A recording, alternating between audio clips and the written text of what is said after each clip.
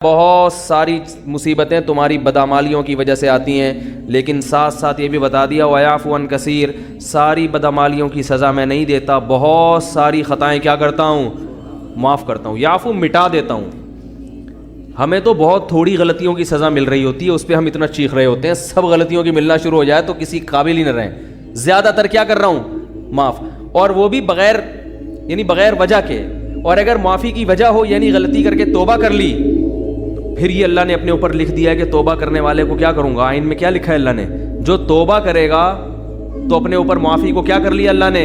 واجب، توبہ کو واجب کر لیا۔ 99 سال تک کوئی گناہوں میں مبتلا رہے، 99 سال میں اس کافر کو خیال آیا آج میں توبہ کر کے اسلام کی طرف آتا ہوں، آج میں گناہوں سے توبہ کرتا ہوں، تو اس کے آنے میں تو دیر ہو سکتی ہے، اللہ کے معاف کرنے میں دیر نہیں ہو سکتی۔ کیسے عجیب الفاظ ہیں حدیث کے، یا عبادی لو بلغت ذنوبک عنان السماء ثم استغفرونی لغفرت لکم ولا ابالی۔ یہ لا ابالی کے الفاظ بڑے عجیب ہیں۔ نبی نے فرمایا کہ اللہ تعالیٰ کہتے ہیں کہ اے میرے بندو، اگر تم گناہ کر کر کے زمین اور آسمان کے خلا کو پر کر دو، بھر دیا تم نے گناہوں سے، اب سچے دل سے توبہ کر رہے ہو، اے اللہ اب سے اپنی زندگی کیا کر رہا ہوں میں۔ توبہ کا مطلب یہ نہیں استغفار کی تسبیح ہو، یا اللہ اب جو کچھ ہو چکا معاف کر دے، آئندہ نہیں کروں گا۔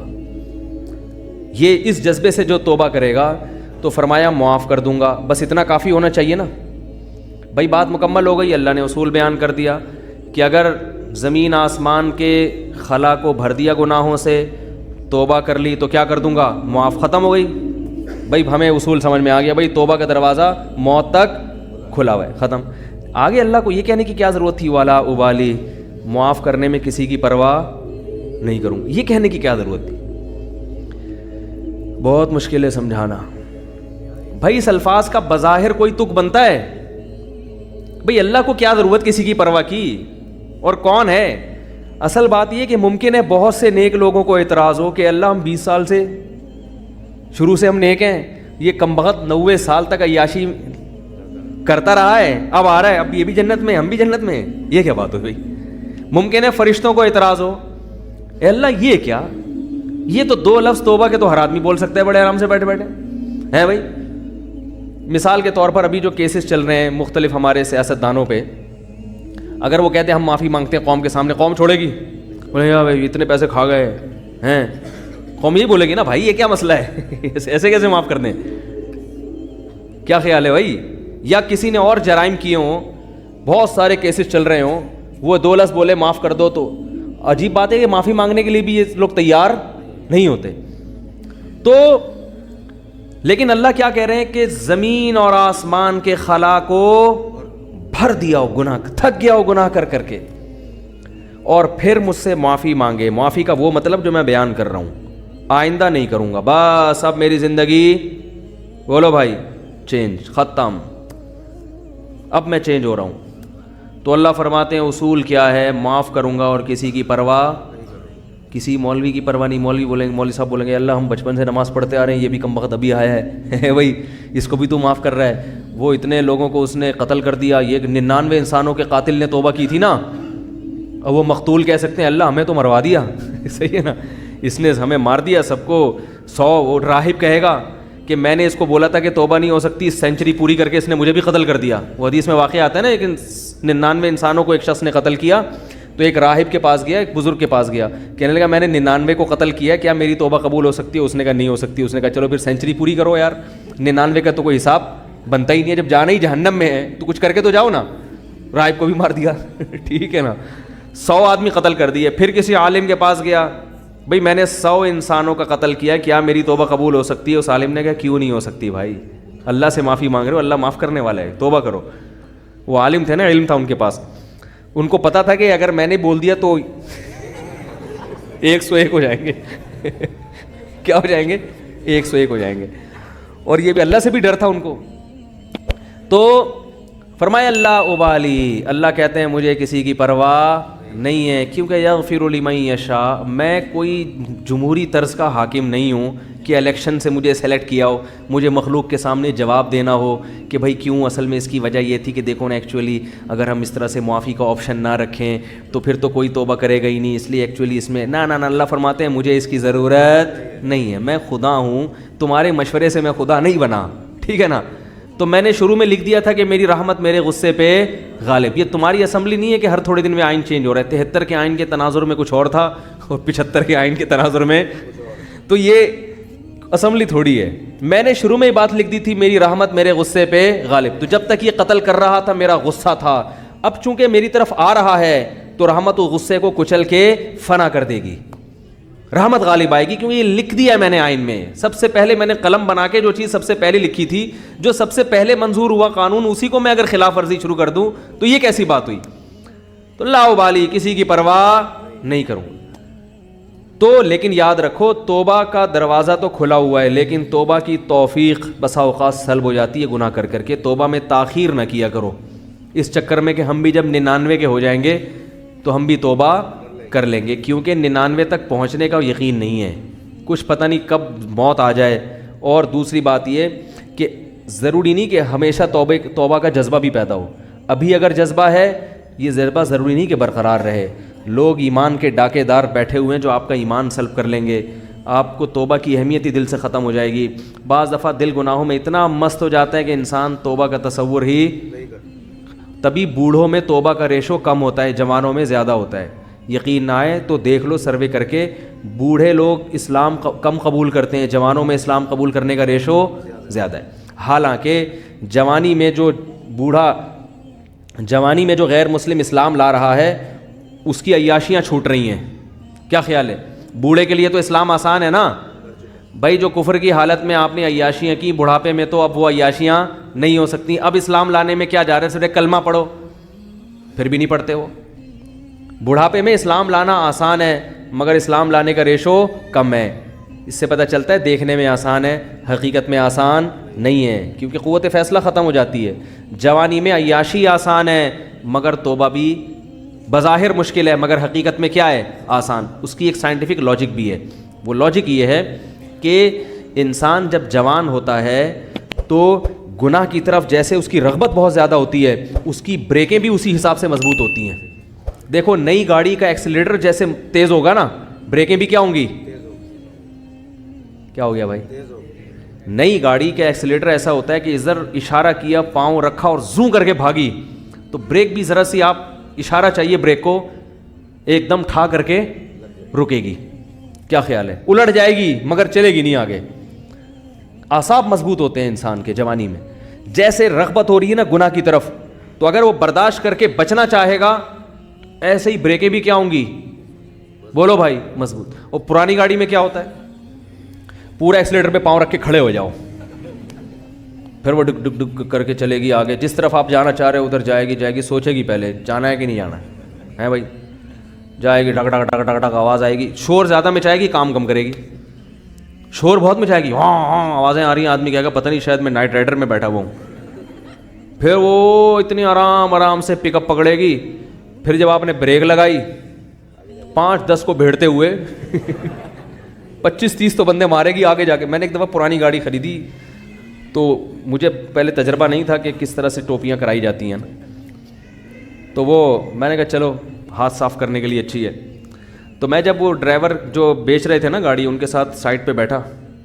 اچھا میں گاڑی چلانے کے لیے بیٹھا، میں نے کہا چیک کروں، تو ایکسیلیٹر کا یہی حال تھا جو میں نے آپ کو بتایا. انہوں نے زمین آسمان کے قلابیں ملا دیے گاڑی کی تعریف. یہ گاڑی 78 کروڑا ہے، 78 کروڑا جو ہے نا، ساری ٹیکسیوں میں یہی چل رہی ہے. 78 کروڑا نام تھا بھائی 78 کروڑا کا. ہم نے کہا چلو یار میں 75 کا ہوں تو 78 کی پھر بھی ہم سے تو نہیں ہے. تو ہم نے کہا ہاتھ صاف کرنے کے لیے اچھی ہے. اب ہم جب بیٹھے تو اس میں عجیب عجیب چیزیں آ رہی ہیں. تو میں نے جب سب سے زیادہ جب مجھے دھچکا لگا نا، بریک لگائی تو نہیں لگی. تو انہوں نے کہا اس کی بریک 3-4 دفعہ لگائیں گے تو لگے گی. 3-4 دفعہ لگائیں گے تو لگے گی. میں نے کہا کوئی بندہ سامنے آ گیا تو یہ گاڑی میں لکھ کے لگاؤں میں آگے کہ تیسری دفعہ میں لگے گی. بھائی آپ اتنا فاصلہ گاڑی سے رکھیں کہ تیسری دفعہ میں آپ یعنی ٹکر ہوئی تو آپ کی ذمہ. میں نے کہا آگے اس پہ کیا لگا دو, بورڈ لگا دو کہ بھائی یہ تیسری دفعہ میں لگے گی. میں نے کہا لے پکڑ بھائی اپنی گاڑی, یہ 78 کرو, ہم 75 کے اس سے اچھے ہیں, اللہ کا شکر ہے. کیا خیال ہے, ہم 75 کے اس سے, اللہ کا ہماری پھر بھی پہلی دفعہ میں لگ جاتی ہے بریک. تو انسان کی عمر, مقصد بوڑھوں کا مذاق اڑانا ہرگز نہیں ہے, لیکن ایک حقیقت ہے کہ جب انسان کی عمر زیادہ ہوتی ہے تو اس کی میں اندر خواہشات تو کم ہوتی ہیں, لیکن اگر کسی طرف اس کا دل مائل ہو گیا تو بریک نہیں لگے. اس میں اعصابی قوت نہیں ہوتی, وہ روک نہیں پائے گا اپنے آپ کو. اسی وجہ سے وہ اگر بد نظری جوانی میں نہیں چھوٹی تو بڑھاپے میں نہیں چھوٹتی. جوانی میں آپ کنجوس تھے تو بڑھاپے میں سخی نہیں ہو سکتے, یہ دماغ میں رکھو, ٹھیک ہے نا. جوانی میں آپ نے اچھے کام نہیں کیے تو بڑھاپے میں اب تیر نہیں مارو گے. یہ جو بوڑھے ہمیں مسجدوں میں نظر آتے ہیں یا اچھے کام کرتے ہوئے, یہ وہ ہوتے ہیں جنہوں نے جوانی اچھی گزاری ہوتی ہے. بڑھاپے میں فلمیں دیکھنے کا شوق بڑھتا ہے, یاد رکھو. بوڑھوں میں جو انٹرنیٹ پر بیہودہ فلمیں دیکھنے کا رجحان ہے وہ زیادہ ہے ان بوڑھوں میں جن کو جوانی میں یہ چسکے لگ چکے تھے. حالانکہ ان کو وہ لذت نہیں آتی, وہ مزہ نہیں آتا, مگر ان سے برداشت نہیں ہوتا. جس نے جوانی میں کنٹرول کر کے چھوڑ دی, بڑھاپا اچھا گزرے گا اس کا. تو بریک جو ہے نا, جیسے آپ کا ایکسیلیٹر تیز ہے تو بریکیں بھی ابھی کیا ہیں, مضبوط ہیں. تو یاد رکھو, اسی طرح غیر مسلم وہ اس کو عیاشی نظر آتی ہے کفر میں, لیکن اسلام لانے والے بھی کیا ہوتے ہیں, جوان ہی ہوتے ہیں زیادہ تر. جوانوں کو عیاشی بھی, لیکن وہ چھوڑ دیتے ہیں, برداشت کرتے ہیں سب. بڑھاپے میں اسلام بہت آسان ہے, مگر بوڑھوں میں اسلام کا ریشو ختم تو نہیں ہے لیکن بہت کم ہے. وہ نہیں آتے, وہ کہتے ہیں چھوڑو یار ایک زندگی گزارنے بس. حالانکہ ان کو پتہ ہے کہ ہم غلط مذہب پہ تھے. کیا جا رہا ہے کلمہ پڑھنے میں بھائی, اب آپ کو تو اب ساری زندگی نماز کا بھی نہیں, ہم کہیں گے حج بھی اب اس بڑھاپے میں فرض نہیں ہوگا. کچھ بھی نہیں کرنا ہے, ایک کلمہ پڑھنا ہے, 5 ٹائم نمازیں شروع کر دینی ہے. رمضان کے روزوں میں بھی رعایت ہو گئی ہے کہ جو بہت زیادہ بوڑھا ہو وہ فدیہ بھی دے سکتا ہے. کچھ بھی نہیں کرنا, کلمہ پڑھنا ہے اور اسی گھر میں رہ لو. یہ تھوڑی کہہ رہے خاندان کو چھوڑ کے جاؤ, لیکن ایک کلمہ زبان سے نہیں نکلے, وہ قوت فیصلہ ختم ہو گئی, کانفیڈنس ختم ہو گیا, وہ ذرا سی بھی مخالفت برداشت کرنے کی صلاحیت نہیں رہی. تو اس لیے اس امید پر کہ اللہ 99 سال میں توبہ قبول کرتا ہے, 99 کا انتظار مت کرو. اور ایک بات یہ بھی رکھو کہ توبہ تو قبول ہوگی مگر وہ مقام نہیں ملے گا جو اس شخص کا ہے جو شروع سے دین پہ چلتا آ رہا ہے. سمجھ میں آ رہی ہے بات, جو شروع سے دین, کیونکہ وہ کئی سال سے نماز پر ہے تو وہ اتنا آگے جا چکا ہے کہ اب آپ نے ٹریک چینج کر تو دیا, جہنم والا ٹریک نہیں اب جنت والا ہے, لیکن وہ بہت آگے جا چکا ہے اور آپ اس سے بہت پیچھے ہو, بہت پیچھے ہو. وہاں تک اب وہ نکل گئے آگے. تبھی قرآن میں آتا ہے والسابقون السابقون اولئک المقربون. کچھ لوگ اہل جنت میں سے ہوں گے اور کچھ سابقین میں سے ہوں گے جو جنت میں بھی بہت آگے جا چکے ہوں گے. تو اسی وجہ سے نبی نے فرمایا نا, قیامت کے دن اللہ 7 آدمیوں کو عرش کے سائے میں جگہ دے گا. ان میں ایک وہ بھی ہے شاب نشا فی عبادت اللہ عز وجل, جس نے جوانی میں اللہ کی اطاعت کی ہو. تو توبہ تو سب کی قبول ہے, 99 سال میں بھی جاؤ گے جنت میں, جہنم میں نہیں جاؤ گے, لیکن درجات میں بہت زیادہ بولو بھائی فرق ہوگا. اس لیے میں نے اکثر دیندار دیکھے ہیں, ایک ہم بچپن کی بات کر رہا ہوں کہ 25-26 سال کی عمر میں ہمارے, میں تو چھوٹا تھا اس وقت, وہ ان کی عمر 25 سال تھی, انہوں نے توبہ کی, دین پر آ گئے, اب تک قائم ہے الحمدللہ. ان کو افسوس ہوتا تھا کہ میں نے جو 10 سال کی عمر ضائع کی اس کی کسی طرح تلافی ہو جائے. صرف 10 سال ان کے ضائع ہوئے تھے, 15 سے لے کے 25 بالغ ہو جاتا ہے انسان 15 میں. اس 10 سال پہ ان کو کیا ہوتی تھی, ندامت. تو یہ سچی توبہ کی علامت ہوتی ہے کہ انسان کو پچھلے پر ندامت ہو کہ یار وہ ٹائم بھی نکل گیا ہاتھ سے, کہاں تک پہنچ چکے ہوتے. میں نے کہا یہ سچی توبہ کی علامت ہے. میں نے کہا اس کی تلافی اب یہ ہو سکتی ہے کہ جو 10 سال ایک نارمل آدمی جتنی عبادت کرتا ہے, آپ اگلے 10 میں اس سے ڈبل کر لو. کیا خیال ہے بھائی, یہی ہو سکتا ہے. جیسے گلوکار نے توبہ کی تھی نا, واقعہ میں اکثر سناتا ہوں, زندگی گانوں میں گزاری. تو ہمارے حضرت کے پاس آئے تھے, ان کا انتقال ہو گیا, تو انہوں نے حضرت سے کہا کہ میں نے زندگی گانوں میں گزاری, گانے گاتا رہا میں, اچھی آواز تھی میری, تو اب مجھے خیال ہوا کہ توبہ تو اللہ نے قبول کر لی, اب جنت کے ٹریک پر تو انشاءاللہ چل پڑے, لیکن پچھلی کی تلافی بھی ہونی چاہیے. تو میں نے 10-15 سال ضائع کیے, تو اب ان کے ذہن میں یہی آیا کہ یہ اچھی آواز میں تلاوت میں لگاؤں اب. کیا خیال ہے؟ تو اس طرح کے جو لوگ تلافی کرتے ہیں, اولئک یبدل اللہ سیئاتہم حسنات, قرآن کہتے ہیں اللہ ان کی گناہوں کو نیکیوں میں تبدیل کر دیتے, تو ان کی تلافی ہوتی ہے, یہ بھی اسی مقام تک پہنچ جاتے ہیں. تو پھر کچھ ایسا کرنا پڑتا ہے, نہیں تو چلو جنت میں مل گئی, بڑی بات ہے یار. 99 سال میں اتنی بدماشی اللہ معاف کر دے, وہ درجات نہ ملے, جنت چھوٹا سا کھانچا بھی مل گیا جنت کا, اور کیا ایک آدھ حور بھی مل گئی, کیا خیال ہے؟ ایک کہاں سے کہاں پہنچ گئے. اور یہ مولانا لوگ تمہیں دوبارہ اسی پہاڑوں اور پتھروں کے دور میں دھکیلنا چاہتے ہیں. دور رہو ان مولانا لوگوں سے. میں تو جب کینیڈا امریکہ کا سفر کرتا ہوں, کمنٹس میں لوگ کہہ رہے تھے مولوی بتانے گئے ان لوگوں کو کہ تمہیں کیا کرنا چاہیے. یہ مولانا بتانے گیا ہوا ہے, یہ بتائے گا. اتنی ترقی یافتہ لوگ, یہاں کے پاسپورٹ آپ کو ملے ہیں تو کچھ تو آپ کے اندر کوالٹی ہوگی نا, کیا خیال ہے؟ کچھ تو ہوگا نا, ظاہر ہے. کچھ یہاں کی گورنمنٹ بھی ایسے ہی تھوڑی دے دیتی ہے پاسپورٹ کسی کو جو اٹھا, ورنہ تو پورا پاکستان, کیا خیال ہے, ادھر ہی آ کے بیٹھ جائے. سارے بھاگنے کے لیے تیار ہیں, سارے تیار ہیں بھاگنے کے لیے. انڈین, پاکستانی, بنگلہ دیشی, اگر یہاں کی گورنمنٹ اعلان کر دے آ جاؤ, سارے آ جائیں گے, سارے آ جائیں گے. تو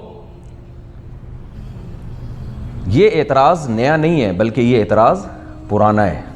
یہ سارے پیغمبروں پہ بھی یہی اعتراض ہوا ہے, سارے پیغمبروں پہ بھی یہی اعتراض ہوا ہے.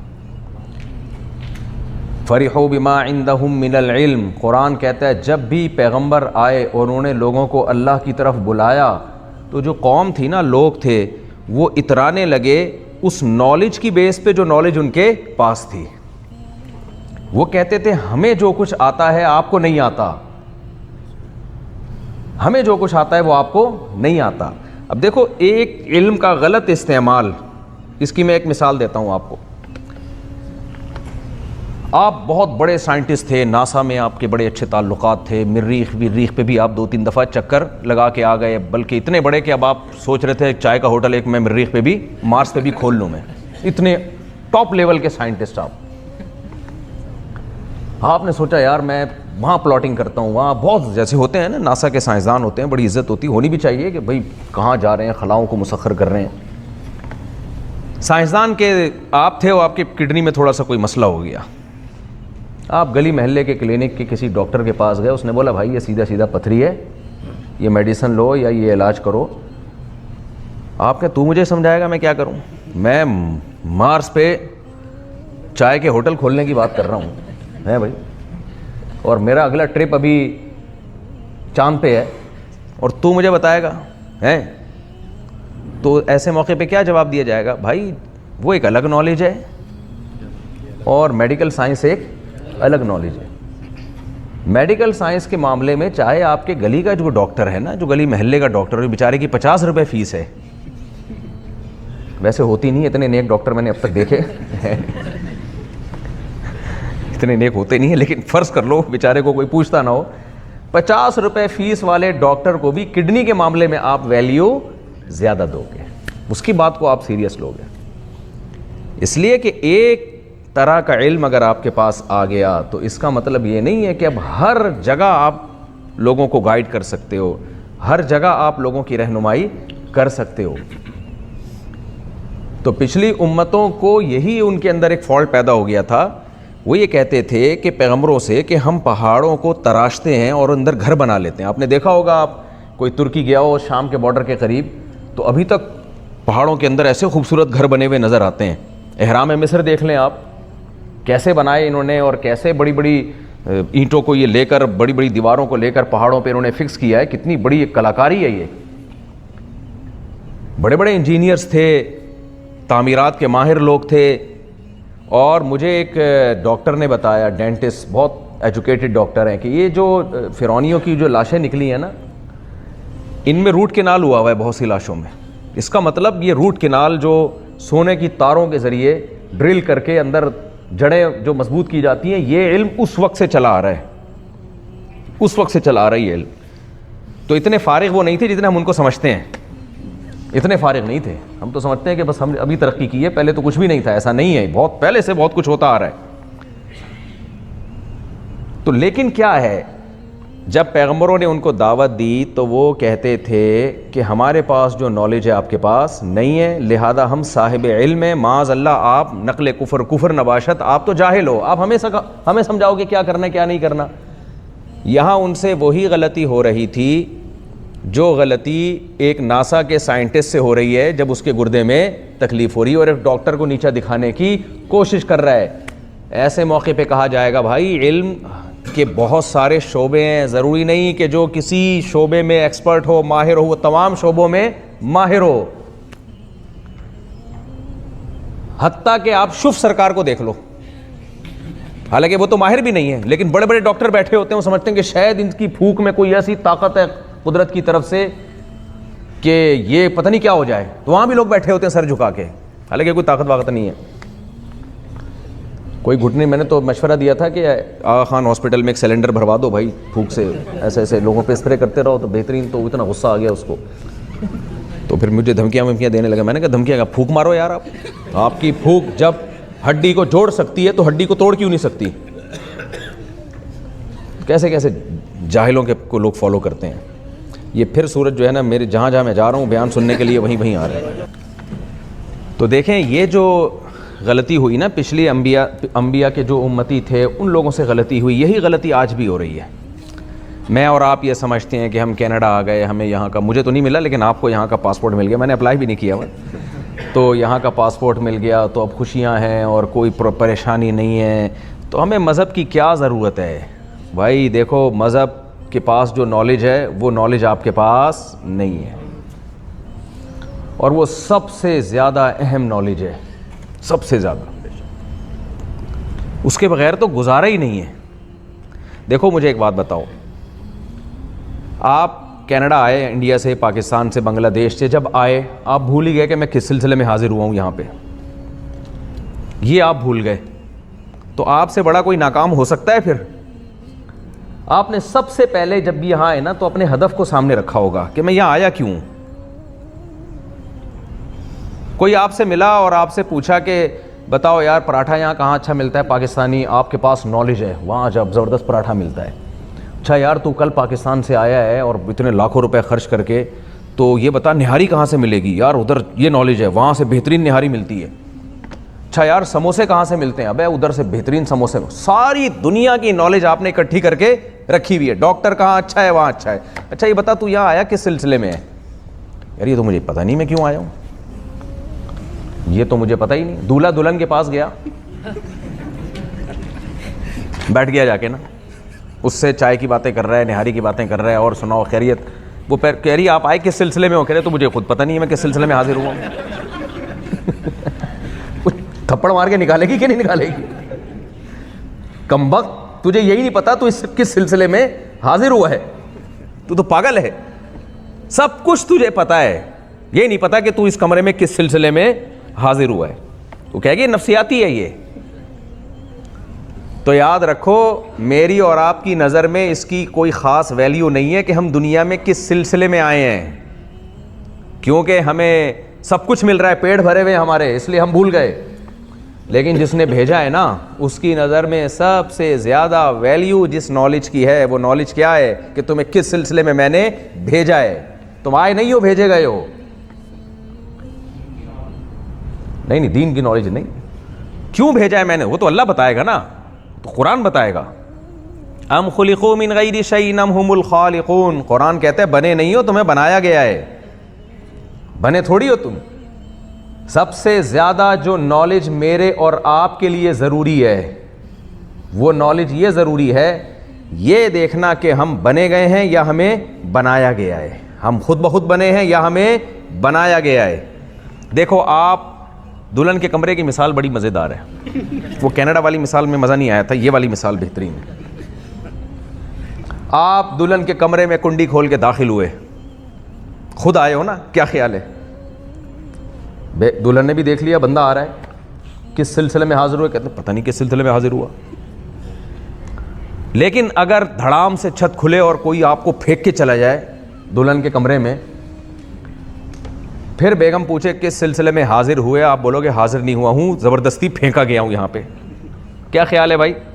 میں حاضر نہیں ہوا، میں خود تھوڑی آیا ہوں، مجھے تو دھکا دے کے.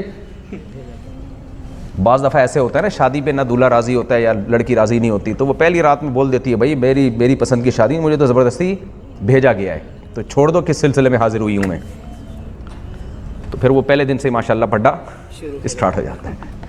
تو اگر زبردستی کسی نے آپ کو بھیج دیا تو آپ کہہ سکتے ہو خود آتے ہو, ارادہ کرتے ہو, تو پھر آپ جو کام کرتے ہو آپ کے ذمے ہوتا ہے یہ بتانا ہے کہ میں یہ کام کیوں کر رہا ہوں. میں یہاں کرسی پہ آ کے بیٹھ جاتا اور چپ بیٹھا رہتا, آپ کہتے ہیں مفتی صاحب آپ یہاں کیوں آئے ہوئے ہیں؟ میں کہتا آیا تھوڑی, مجھے تو زبردستی نبیل بھائی نے اٹھایا لا کے بٹھا دیا, میں تو منع کر رہا تھا. تو پھر آپ کہہ سکتے ہو کہ پھر چپ بیٹھنا بنتا ہے آپ کا.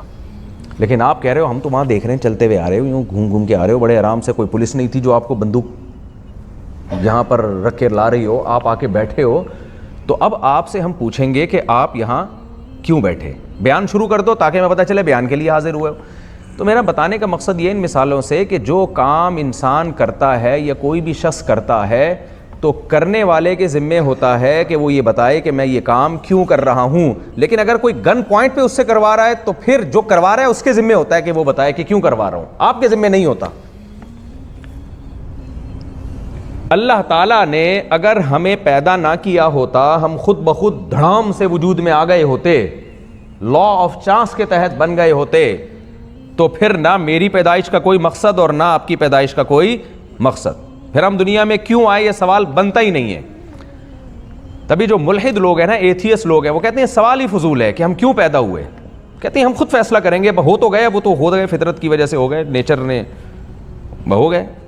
اب جب آٹومیٹکلی یہ کام ہو گیا تو اب جب جیسے دلہن کے کمرے میں دھڑام سے کسی نے پھینک ہی دیا تو اب چلو اب بنا لیتے ہیں کس سلسلے میں حاضر ہوئے ہم. کیا خیال ہے؟ ابھی تک تو کوئی سلسلہ نہیں تھا, اب آپ بتاؤ بھائی میوچل انڈرسٹینڈنگ سے ہم نکاح کر لیتے ہیں وغیرہ وغیرہ کچھ بھی ہو. تو جو کافر ہے نا, کافر, اس کی نظر میں اس سوال کی کوئی اہمیت نہیں ہے کہ ہم بنے ہیں یا ہم بنائے گئے ہیں, لہذا وہ یہ سوال کنی کترا کے نکل جاتا ہے. اس سے کنی کترانا تو سمجھتے ہیں نا, جب کوئی قرضہ مانگنے آئے, آپ نے کسی سے قرضہ لیا ہوا ہو اور وہ آپ سے قرضہ مانگنے آئے تو اس وقت جس اسٹائل سے آپ ٹن مارتے ہو تو اس کو کہتے ہیں کنی کترا کے نکل گیا, گھنا بن جاتا ہے نا آدمی. ہاں, پتلی گلی تھوڑی سی اور الگ چیز ہے, یہ کنی کترا کے اور یہ زیادہ پیسوں پہ یہ والی مثال صادق آتی ہے, گھنے بن کے نکل جاتے ہیں. تو میرے اور آپ کے لیے میرے بھائی سب سے زیادہ جو سوال اہم ہے نا, وہ یہ سوال اہم ہے کہ ہم بنے نہیں ہیں, ہمیں بنایا گیا. اگر ہم خود بخود بنے ہوتے تو یہ سوال ہی غلط تھا. پھر تو انٹرٹینمنٹ اور لائف کو انجوائے اور یہ ساری چیزیں ہماری زندگی کا حصہ بنتی ہیں, لیکن ایسا ہے نہیں. قرآن کہتا ہے یہ کنی کترا کے نکل نہ جاؤ اس سوال سے, غور کرو اس پہ. تبھی قرآن نے غور کرنے کا حکم دیا. قرآن نے کہا ام خلقوا من غیر شیء ام هم الخالقون, اس سوال پہ غور کرو, خود بخود بنے ہو یا تمہیں کسی نے بنایا ہے. اگر خود بنے ہو تو پھر کوئی زندگی کا مقصد نہیں ہے, پھر تو لائف کو انجوائے کرو, مزے کرو. لیکن اگر بنایا ہے تو بنانے والے سے پوچھو کہ کیوں بنایا, کیونکہ جو کام کوئی بھی کرتا ہے اس کام کی ریزن کرنے والے سے پوچھی جاتی ہے کہ کیوں بنایا. اب ہم نے کیا کیا, ایسا ہی بنا دیا کہ فرض کر لیا کہ آٹومیٹیکلی بن گئے ہم. تو یہ تو بہت بڑی مسٹیک ہوئی ہے. تو اللہ نے سب سے پہلے تو قرآن میں دلائل دی ہیں. دیکھو قرآن کا ٹاپک فزکس کیمسٹری نہیں ہے, یہ ذہن میں رکھیں. قرآن کا ٹاپک میں, اور یہ عیب بھی نہیں ہے قرآن کے لیے, جس کا جو موضوع ہو وہ اس کا ٹاپک ہوتا ہے نا. مثال کے طور پر میں یہاں بیٹھ کے آپ کو گردے کی پتھری نکالنے کے طریقے بتانا شروع کر دوں, یہ کمال کی بات ہوگی یا ایک عیب ہوگا؟ عیب ہوگا. آپ بولیں گے یار مولوی صاحب آپ کی یہ فیلڈ نہیں ہے, یہ اس کے لیے ڈاکٹر بہت سارے پڑے ہوئے ہیں دنیا میں, تبھی میں شادی دفتر نہیں کھولتا. لوگ کہتے ہیں آپ باتیں تو اتنی شادیوں کی کرتے ہو تو کوئی شادی دفتر کھولو. بھائی یہ میرا ٹاپک نہیں ہے. میں نے کہا بات تو قرآن نے بھی کی ہے, لیکن قرآن نے کوئی یہ تھوڑی بتایا کہ کہاں کہاں اچھی شادیاں ہو سکتی ہیں, کہاں کہاں نہیں ہو سکتی. یہ میرا ٹاپک نہیں ہے. اچھا, میرے 2 کلپ چل رہے ہیں آج کل جو فیک ہیں. ایک میں پروسٹیٹ گلینڈز کے بارے میں لوگوں کو گائیڈ کر رہا ہوں کہ یہ دوا کھائیں, 12,000 روپے میں ہے, اور پتہ نہیں کچھ اس میں مردانہ قوت کی بھی ڈالی ہوئی ہے کسی نے.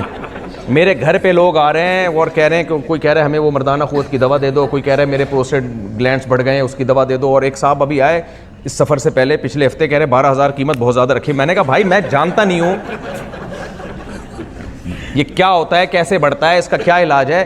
AI جنریٹڈ ویڈیو ہے. اسی طرح بھی میں عمرہ کرنے گیا تو وہاں مجھے بہت لوگ ملے, مفتی صاحب آپ نے جو مخلت پہ جو کلپ ریکارڈ کیا ہے نا, مخلت خوشبو پہ, اس کی وجہ سے الحمدللہ ہمیں بہت فائدہ ہو. میں نے کہا نہ میں نے مخلت کبھی دیکھی نہ میں نے کبھی لگائی ہے. اب تو ہٹ ہو گیا نا, اب تو مجھے زبان سے لینے میں کوئی حرج نہیں ہے.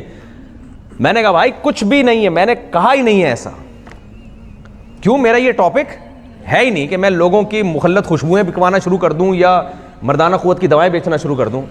لوگ آتے ہیں میرے پاس کہ مفتی صاحب وہ شادی کرنا چاہتا ہوں اور مشورہ دیں, مشورے لے کے چل جا رہے ہوتے ہیں, پھر واپس آتے ہیں تھوڑا سا ہچکچا رہے ہوتے ہیں. کہتے ہیں میں سمجھ جاتا ہوں اگلا سوال سے, کہتا ہوں تو خوراک کو اس کے لیے کیا کرنا, ایسے کر رہے تھے. میں نے کہا بھائی میں کوئی حکیم ہوں, ڈاکٹر ہوں یار. تو یہ جو قرآن کا ٹاپک ہے نا, یہ سائنس نہیں ہے. یہ خوب قرآن میں سائنس کی باتیں ہیں, کوئی بات ایسی نہیں ہے قرآن میں جو سائنس کے اگینسٹ ہو, بلکہ ایسی باتیں قرآن نے 1400 سال پہلے کی ہیں جو آج صحیح ثابت ہو رہی ہیں. لیکن قرآن کا ٹاپک سائنس نہیں ہے. اس وجہ سے بہت سے پڑھے لکھے لوگوں کو اعتراض ہوتا ہے کہ یہ کیا بات ہے, اتنے اہم ٹاپک کو قرآن نے کیوں کور نہیں کیا. بات یہ کہ قرآن کا موضوع اس سے بھی زیادہ اہم ہے, اس سے بھی زیادہ اہم ہے. اور یہی قرآن کی فضیلت ہے, وہ چند سوالات اٹھاتا ہے, پھر ان سوالات کے دلائل کی دنیا میں جوابات دے کر انبار لگا دیتا ہے دلائل کے. قرآن کہتا ہے تم خود بخود نہیں بنے, تمہیں کسی نے بنایا ہے. الم نجعل لہ عینین, پورا انسان بننا تو دور کی بات. قرآن کہتا ہے ایک آنکھ پہ غور کرو, کیا ہم نے تمہیں 2 آنکھیں نہیں دی ہیں؟ آٹومیٹیکلی بننی ہوتی تو ایک بن جاتی نا, 2 کیوں بن گئی؟ 2 کھوپڑی میں ایڈجسٹ کیوں ہو گئی؟ اور ایسے زبردست فاصلے کے ساتھ ایڈجسٹ ہوئی ہیں, اس فاصلے میں تھوڑا سا بھی فرق آ جائے نا تو ایک کے 2 نظر آنا شروع ہو جاتے ہیں. تبھی میں کہتا ہوں جن کی دوسری نہیں ہو رہی ایڈجسٹمنٹ چینج کروا لو, 1 کی 2 نظر آئیں گے آپ کو. وہی 1 کتنی نظر آئیں گی؟ 2 نظر آئیں گے.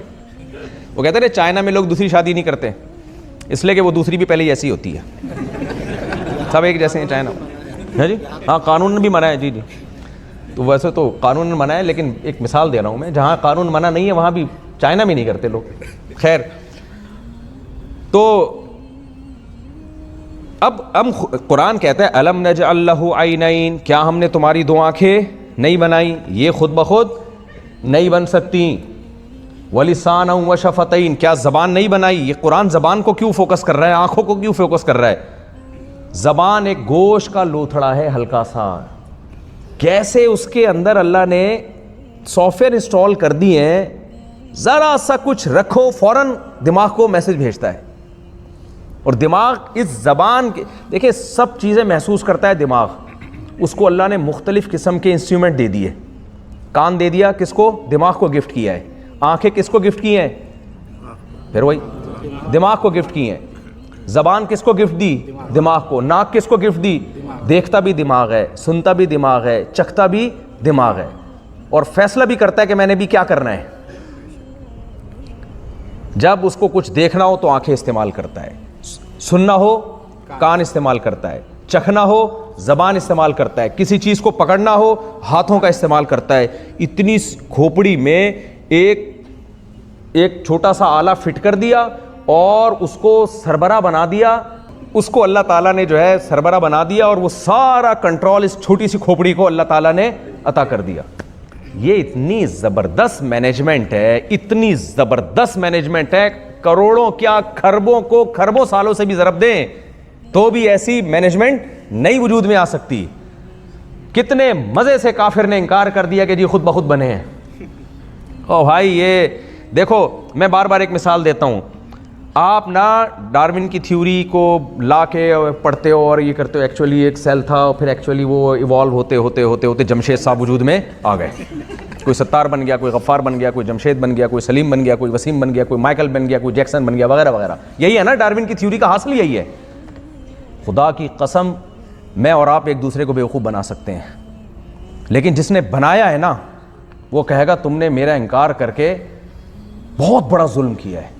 اس تھیوری سے میں اور آپ تو متاثر ہو سکتے ہیں, جس نے بنایا ہے وہ متاثر نہیں ہو سکتا. اس کی مثال ایسے ہے کہ آپ کے فادر تھے, وہ باپ یہ چاہتا ہے کہ میرا بچہ میری خدمت کرے, میں اس کا باپ ہوں. ایک بچہ وہ ہے جو خدمت نہیں کر رہا لیکن مانتا ہے کہ ابا سوری, بس میری تربیت اس ٹائپ کی ہوئی ہے کہ میں آپ کی خدمت نہیں کر سکتا, لیکن میں گناہ گار ہوں, آپ میرے فادر ہیں, اور وغیرہ وغیرہ وغیرہ وغیرہ.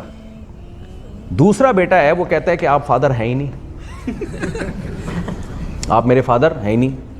شوق میں جائے گا نا ابا. اچھا ابا کہے گا چلو ٹھیک ہے میں تیرا فادر نہیں ہوں, تو پھر تیرا فادر ہے کون؟ چل وہ بتا دے, جا کے پھر اس کی خدمت کر لے.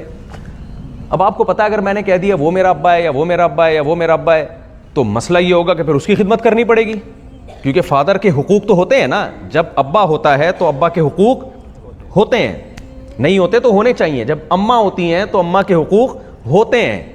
یہ نہیں ہو سکتا کہ آپ کسی کو ماں کہہ دو اور پھر اس کے رائٹس نہ ہو, اس میں اور عام عورتوں میں کوئی فرق ہی نہ ہو, یہ تھوڑی ہو سکتا ہے. آپ نے کیا کیا, آپ نے ابا کا ہی انکار کر دیا. ابا کہہ رہے ہیں میں نہیں ہوں, تو بتا پھر کون ہے. آپ کہہ رہے ہیں میں ابا لیس ہوں, میرا کوئی باپ ہے ہی نہیں. پھر بیٹا تو پیدا کیسے ہوا؟ اچھا آپ کہہ سکتے ہو کہ میرے ابا یہ بھی نہیں, یہ پتہ نہیں وہ کہاں ہیں, تو پھر ایک سوال بنتا ہے پھر تلاش کرو ان کو یار. غیرت مند آدمی اپنے باپ کو اپنی ماں کو تلاش کرتا ہے کہ نہیں کرتا؟ تو لوگ تانے دیں گے یار پھر تلاش کرو, یہ نہیں ہے تو جاؤ نادرا میں جا کے چیک کرو, ڈاکومنٹس میں جا کے چیک کرو, ڈی این اے میچ کرو, جو اپنی شکل کا نظر آ رہا ہو جا کے چیک کرو کہ ڈی این اے سے ملتا ہے کہ نہیں ملتا, تو تلاش تو کرو نا. آپ نے ان تمام ٹینشنوں سے بچنے کے لیے ایک نظریہ گڑھا. آپ نے کہا کہ میں خود بخود پیدا ہوا ہوں وداؤٹ ابا. تو ہو سکتا ہے آپ نے درجنوں کتابیں لکھ دیں اس پہ, لوگ متاثر ہو جائیں, ابا متاثر نہیں ہوگا. ابا کہے گا بیٹا تو نے جو میرے ساتھ ظلم کیا ہے نا یہ میں جانتا ہوں. آرے چلیں گے اب باپ کے دل پہ. تو یاد رکھو یہ جو ہم بڑے آرام سے سائنس کر کے خدا کے وجود کا انکار کر دیتے ہیں نا کہ ایکچولی یہ ہوا یہ تھا ونس اپون اے ٹائم, ایسی ڈاکومنٹری چل رہی ہوتی ہیں, بڑے متاثر ہوتے ہیں. انگلش میں تو آج جھوٹ بھی بول دو تو لوگ کہتے ہیں یار انگلش میں بول رہا ہے بھائی. پاکستان میں اس کی بڑی ویلیو ہے. مذہبی اسکالر جو انگلش بولتے ہیں نا وہ کہتے ہیں یار پڑھا لکھا آدمی, حالانکہ وہ قرآن و سنت میں زیرو ہوتا ہے. تو ونس اپون اے ٹائم ایک دفعہ کا ذکر ہے, ایسے ہوا تھا, پھر یہ ہوا تھا, پھر یہ ہوا تھا, پھر جمشید وجود میں یعنی اینڈ تو یہی ہے. نہیں ہوتا ایسے, امپاسبل, ناممکنات میں سے. جب تک کسی بنانے والے کا ارادہ نہ ہو, خدا کی قسم پوری باڈی تو دور کی بات, ایک آنکھ وجود میں نہیں آ سکتی. اور آپ مینجمنٹ تو دیکھو, میں ایک مثال سے تھکتا نہیں ہوں, لوگ بار بار کمنٹس میں کہہ رہے ہوتے ہیں یار اب مفتی صاحب بہت زیادہ اپنی مثال دی ہے. کوئی بات نہیں یار, اس مثال کا جواب کسی کے پاس نہیں ہے. آپ کی ضرورت کے وقت جب کوئی ضرورت پوری کر دے نا تو یہ خود بخود نہیں ہوتا. یہ ایک آدھ دفعہ تو ہو جاتا ہے کہ آپ کو پیاس لگی تھی, اتفاق سے صحرا میں آپ جا رہے تھے, پیاس لگی تو اتفاق سے وہیں کنواں, ہو جاتا ہے ونس اپون اے ٹائم. لیکن جس کو پیاس لگ رہی ہے کنویں دریافت ہو رہے ہیں یہ نہیں ہوتا بھائی, ایسا نہیں ہوتا. تو اگر کبھی ایسا ہوتا نا کوئی بچہ پیدا ہوتا اور پیدا ہوتے ہی ماں کی چھاتیوں میں دودھ آ جاتا, لاکھوں میں کوئی ایک آدھ واقعہ ہو جاتا, تو ہم لا آف چانس کہہ دیتے اس کو. بائی چانس ایسا ہو گیا کہ ماں روٹی کھا رہی تھی, اس روٹی سے بچے کی آنکھ, ناک, کان, دل, دماغ, جگر وغیرہ وغیرہ یہ ساری چیزیں بن رہی تھیں. ادھر بچہ مارکیٹ میں آیا ہے اور اسی روٹی سے دودھ بننا شروع ہو گیا. ہم کہتے ہیں کروڑوں بچوں میں ایک آدھ کے ساتھ اتفاق سے, حالانکہ اتفاق سے روٹی سے دودھ بننا, اس کے لیے بھی بڑا اور زبردست سسٹم چاہیے ماں کے جسم میں بھائی, یہ کیسے ہو گیا؟ لیکن ہم مان لیتے یار یہ کیا بات ہے, یار یہ کیا بات ہے, اسی دن دودھ کیوں پیدا ہو رہا ہے؟ بچے کو کچھ بھی نہیں آتا لیکن پیدا ہوتے ہی ماں کی چھاتیوں کی طرف لپک رہا ہوتا ہے. وہ اس کے دماغ میں کس نے سافٹ ویئر انسٹال کر دیے کہ پیدا ہوتے ہی تجھے دودھ یہاں سے ملے گا اور حلق میں یہ دودھ ایسے اترے گا. یہ کیا ہے بھائی؟ یہ قرآن کہتا ہے هل اتى على الانسان حين من الدهر لم يكن شيئا مذكورا, انسان پر کروڑوں کھربوں سال ایسے گزر چکے ہیں وہ قابل تذکرہ چیز ہی نہیں تھا. انا خلقنا الانسان من نطفة امشاج, ہم نے ایک پانی کے قطرے سے انسان کو بنایا, اور صرف 9 مہینے میں, کروڑوں اربوں سالوں میں نہیں. یہ تو سائنسدانوں نے دیکھ لیا کہ 9 مہینے میں بچہ بن کے باہر آ جاتا ہے. اگر خدا کی قسم یہ منظر نہ دیکھا ہوتا نا کبھی بھی نہیں مانتے کہ یہ 9 مہینے میں سارا کام مکمل ہو جاتا ہے. ایک انسان پہ کہتے کروڑوں سال لگے ہیں یہاں تک پہنچنے میں اس کو. یہ تو دیکھا ہے اپنی آنکھوں سے. فرمایا اس پانی میں ہم نے کیا کیا, نبتلی ہی, ہم اس کو آزمانا چاہتے تھے کہ یہ ہمیں بھول جاتا ہے, یاد رکھتا ہے یا بھول جاتا ہے. نبتلی ہی فجعلناہ سمیعا بصیرا, ہم نے اس میں دیکھنے کی صلاحیت بھی دی اور سننے کی صلاحیت بھی رکھی. کان کا نظام کتنا پیچیدہ ہے, کیسے آواز کی ریز آ کے ٹکرا رہی ہوتی ہیں اور کیسے کنورٹ ہو کے آواز میں تبدیل ہو رہی ہوتی ہے. ایک ایک لفظ کتنی فریکوینسی ہے بہترین قسم کی دماغ کو پڑھنے کی. کہ تیز آواز ہوگی تیز سنائی دے گی, ہلکی آواز ہوگی ہلکی سنائی, سریلی آواز ہوگی. ایسا دماغ میں ریسیپٹر لگے ہوئے ہیں کہ وہ ایک ایک چیز کو فلٹر کر رہا ہے. تو بھائی اللہ پتہ ہے کیا کہتا ہے قرآن میں؟ دیکھو جتنی آسمانی کتابیں ہیں سب برحق ہیں, سب کو پتہ ہے. محفوظ کون سی ہے؟ قرآن. یہ بات غیر مسلم بھی مانیں گے. یہ ایسی چیز ہے جس کا کوئی انکار نہیں کر سکتا. حضرت عثمان رضی اللہ تعالیٰ عنہ شہید ہوئے تھے, وہ قرآن آج بھی میوزیم میں رکھا ہوا ہے. وہی قرآن ہے جو ہم پڑھتے ہیں, وہی کتابت ہے جو ہم پڑھتے ہیں. پوری دنیا میں آپ جائیں, مسلمانوں کے کتنے اختلاف, کتنے پھڈے, کتنے جھگڑے, ہری پگڑی, کالی پگڑی, پیلی پگڑی, وداؤٹ پگڑی, ٹوپی, وداؤٹ ٹوپی, اور ماڈرن ملا اور دقیانوس ملا, اور ٹانگیں چوڑی کرنے والے اور ٹانگیں پتلی کرنے والے, زور سے آمین, آہستہ آمین. کوئی پھڈوں کی کوئی انتہا ہے؟ 8 رکعت تراویح, 20 رکعت تراویح, سرے سے تراویح نہیں. یہ بھی ایک پھر غامدی صاحب کہتے ہیں تراویح سرے سے کوئی نماز ہے ہی نہیں. وہ کہتے ہیں یار پتہ نہیں ہم کیا کر رہے ہیں رمضان میں, کس سلسلے میں مسجد میں حاضر ہو رہے ہیں. تو اتنی کنفیوژن میں لوگ پڑے ہوئے ہیں. ادھر وہ کہتا ہے طلاق ہو گئی ہے, وہ کہتا ہے طلاق نہیں ہوئی ہے, وہ کہتا ہے طلاق ہوتی ہی نہیں ہے. یہ بھی ہے, یہ تو گورنمنٹ کا کام ہے. ایسے ایسے فرقے. تو آپ بتاؤ مسلمانوں نے جب آپس میں اتنے پھڈے کیے ہیں اور اللہ نے ہونے دیے, ٹھیک ہے بھائی, جو حق کی تلاش میں ہوگا خود ہی تلاش کرے گا. لیکن اللہ نے نا قرآن نہیں تبدیل ہونے دیا. اللہ نے کہا یہ کسی کے ہتھے نہیں چڑھنے دوں گا میں, کچھ بھی ہو جائے یہ نہیں چینج ہونے دوں گا. کیونکہ اگر یہ چینج ہو گیا نا تو کل قیامت کے دن بندے کہہ سکتے ہیں اللہ براہ راست تیری کوئی کتاب ہمارے پاس نہیں تھی جس میں ہم دیکھ لیتے کہ کیا صحیح ہے اور کیا غلط. ہم تو مولویوں کے جھگڑوں میں پھنس گئے تھے. ایک 4 شادیوں والے مولانا تھے, ایک شادی والے مولانا, اور ایک سرے سے ایسے بھی مولانا مارکیٹ میں ہیں کہتے ہیں کرو ہی نہیں, دین کی خدمت کے لیے وقف ہو جاؤ. ہر طرح کے مولانا آپ کو مارکیٹ میں ملیں گے, کھانے والے مولانا, روزے والے مولانا, اتنی قسمیں مولانا. میں تو خود مولانا ہوں, مجھے نہیں پتا ہوگا تو آپ سوچو کس کو پتا ہوگا. لیکن اللہ نے ایک کتنا زبردست کام کیا, اس کتاب کو نہیں چینج ہونے دیا, چاہے کسی فرقے کا ہو, کتاب نہیں چینج ہونے دی.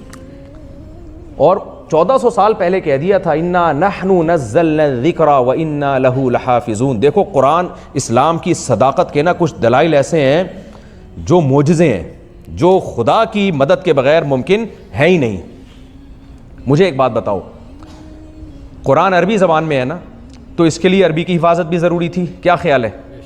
ایک گورے نے یہ بات لکھی ہے کہ اگر کوئی شخص یہ چاہتا ہے کہ اس کی تحقیق, چاہے وہ سائنسی تحقیق ہو یا کوئی بھی تحقیق ہو, وہ ہزاروں سال کے بعد بھی اسی طرح سمجھی جائے جیسے آج, تو اس کے پاس اپنی تحقیق کو عربی زبان میں لکھنے کے علاوہ کوئی چانس, کوئی متبادل نہیں ہے.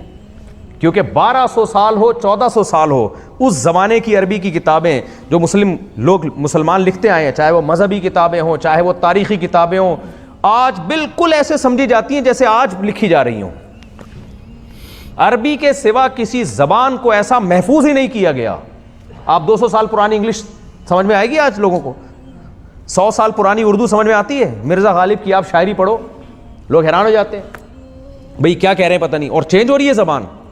ایک عربی زبان ہے, عربی میں 1400 سال پہلے پانی کو کیا کہتے تھے؟ الماء. آج بھی کیا کہتے ہیں؟ الماء. 1400 سال پہلے کتاب کو کیا کہتے تھے؟ کتاب. آج کیا کہتے ہیں؟ کتاب. آسمان کو کیا کہتے تھے؟ سما. آج کیا کہتے ہیں؟ سما. مرد کو کہتے تھے رجل, آج کیا کہتے ہیں؟ رجل. عورت کو کہتے تھے المرأہ, آج کیا کہتے ہیں؟ المرأہ. زمین کو کہتے تھے الارض, آج کیا کہتے ہیں؟ بول لو نا بھائی, الارض. دانت کو کہتے تھے سن, آج کیا کہتے ہیں؟ سن. ناک کو کہتے تھے انف, آج کیا کہتے ہیں؟ انف. 1400 سال ہو گئے, چینج نہیں ہونے دی. اللہ نے اس زبان کو 20 ملکوں کی قومی زبان بنا دیا. آج بھی عربی 20 ملکوں کی آفیشل لینگویج ہے. ایسا خاندانی طریقے سے اللہ نے اس زبان کی حفاظت کی ہے. ڈاکٹر محمود غازی بڑے زبردست عالم گزرے ہیں, انہوں نے ایک بڑی زبردست بات لکھی. انہوں نے کہا کہ 1400 سال پہلے کا کوئی شخص اس دور میں آ جائے, فرض کرو, فرض کرنے پر گورنمنٹ کی طرف سے کوئی پابندی نہیں ہے. فرض یہ بھی کیا جا سکتا ہے کہ میرا سالہ مجھ سے اچھے طریقے سے ملا, لوگ فرض کر رہے ہوتے ہیں, میرے سسرال نے مجھے عزت دی, یہ فرض کیا جا سکتا ہے. تو فرض کرو 1400 سال پہلے کا کوئی بندہ اس دور کا آ جائے, نہیں وہ تو جب آئیں گے تو آئیں گے نا. اب مجھے ایک بات بتاؤ, جب وہ اس زمانے کی زبان لے کر آئے گا تو اس کی زبان کو سمجھنا بہت مشکل ہوگا کہ نہیں ہوگا؟ وہ اپنا پیغام لوگوں تک پہنچانے کے لیے پرانے کوئی ماہرین لانے پڑیں گے یار, کوئی عبرانی کے سریانی کے ماہرین لے کر آؤ, اور پھر اب جو عبرانی ہے اور سریانی زبان ہے اس میں کتنا فرق ہے اور یہ کیسے لکھتے تھے, کتنی ٹینشن ہوگی کہ نہیں ہوگی. فرض کرو نبی صلی اللہ علیہ وسلم کے والد حضرت عبداللہ آ جائیں, جب وہ بات کریں گے نا کروڑوں لوگ ان کی بات کو ایسے سمجھیں گے جیسے آج کی زبان میں بات کر رہے ہیں. ایک نہیں, کروڑوں لوگ سمجھیں گے, کروڑوں لوگ سمجھیں گے جب وہ لکھیں گے. میں آپ کو ایک مثال دیتا ہوں, قرآن 1400 سال پرانی کتاب ہے, عربی میں ہے. قرآن شروع ہوتا ہے الحمدللہ رب العالمین, تمام تعریفیں اس اللہ کے لیے جو تمام جہانوں کا پالنے والا ہے. کروڑوں اربوں لوگ اس لینگویج کو سمجھ رہے کہ نہیں سمجھ رہے, ٹرانسلیشن کے بغیر بھی. یہ تو میں نے یہاں ٹرانسلیٹ کر دیا. کروڑوں اربوں لوگ سمجھ رہے ہیں اس کو. الرحمن بڑا مہربان, الرحیم نہایت رحم کرنے والا, مالکی یوم الدین روز جزا کا مالک ہے. ایاک نعبد اے اللہ ہم صرف تیری عبادت کرتے ہیں, و ایاک نستعین صرف تجھ سے مدد طلب کرتے ہیں.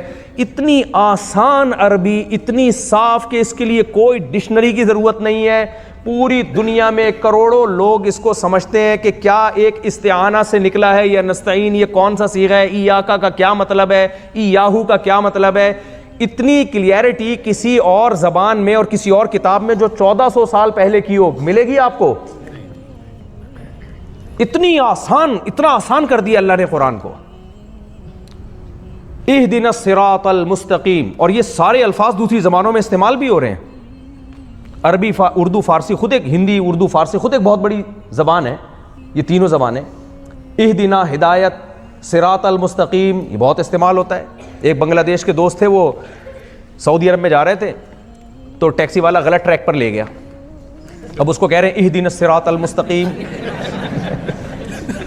بنگلہ دیشی اس کو کیا کہہ رہے ہیں؟ بھائی اہدنا الصراط المستقیم.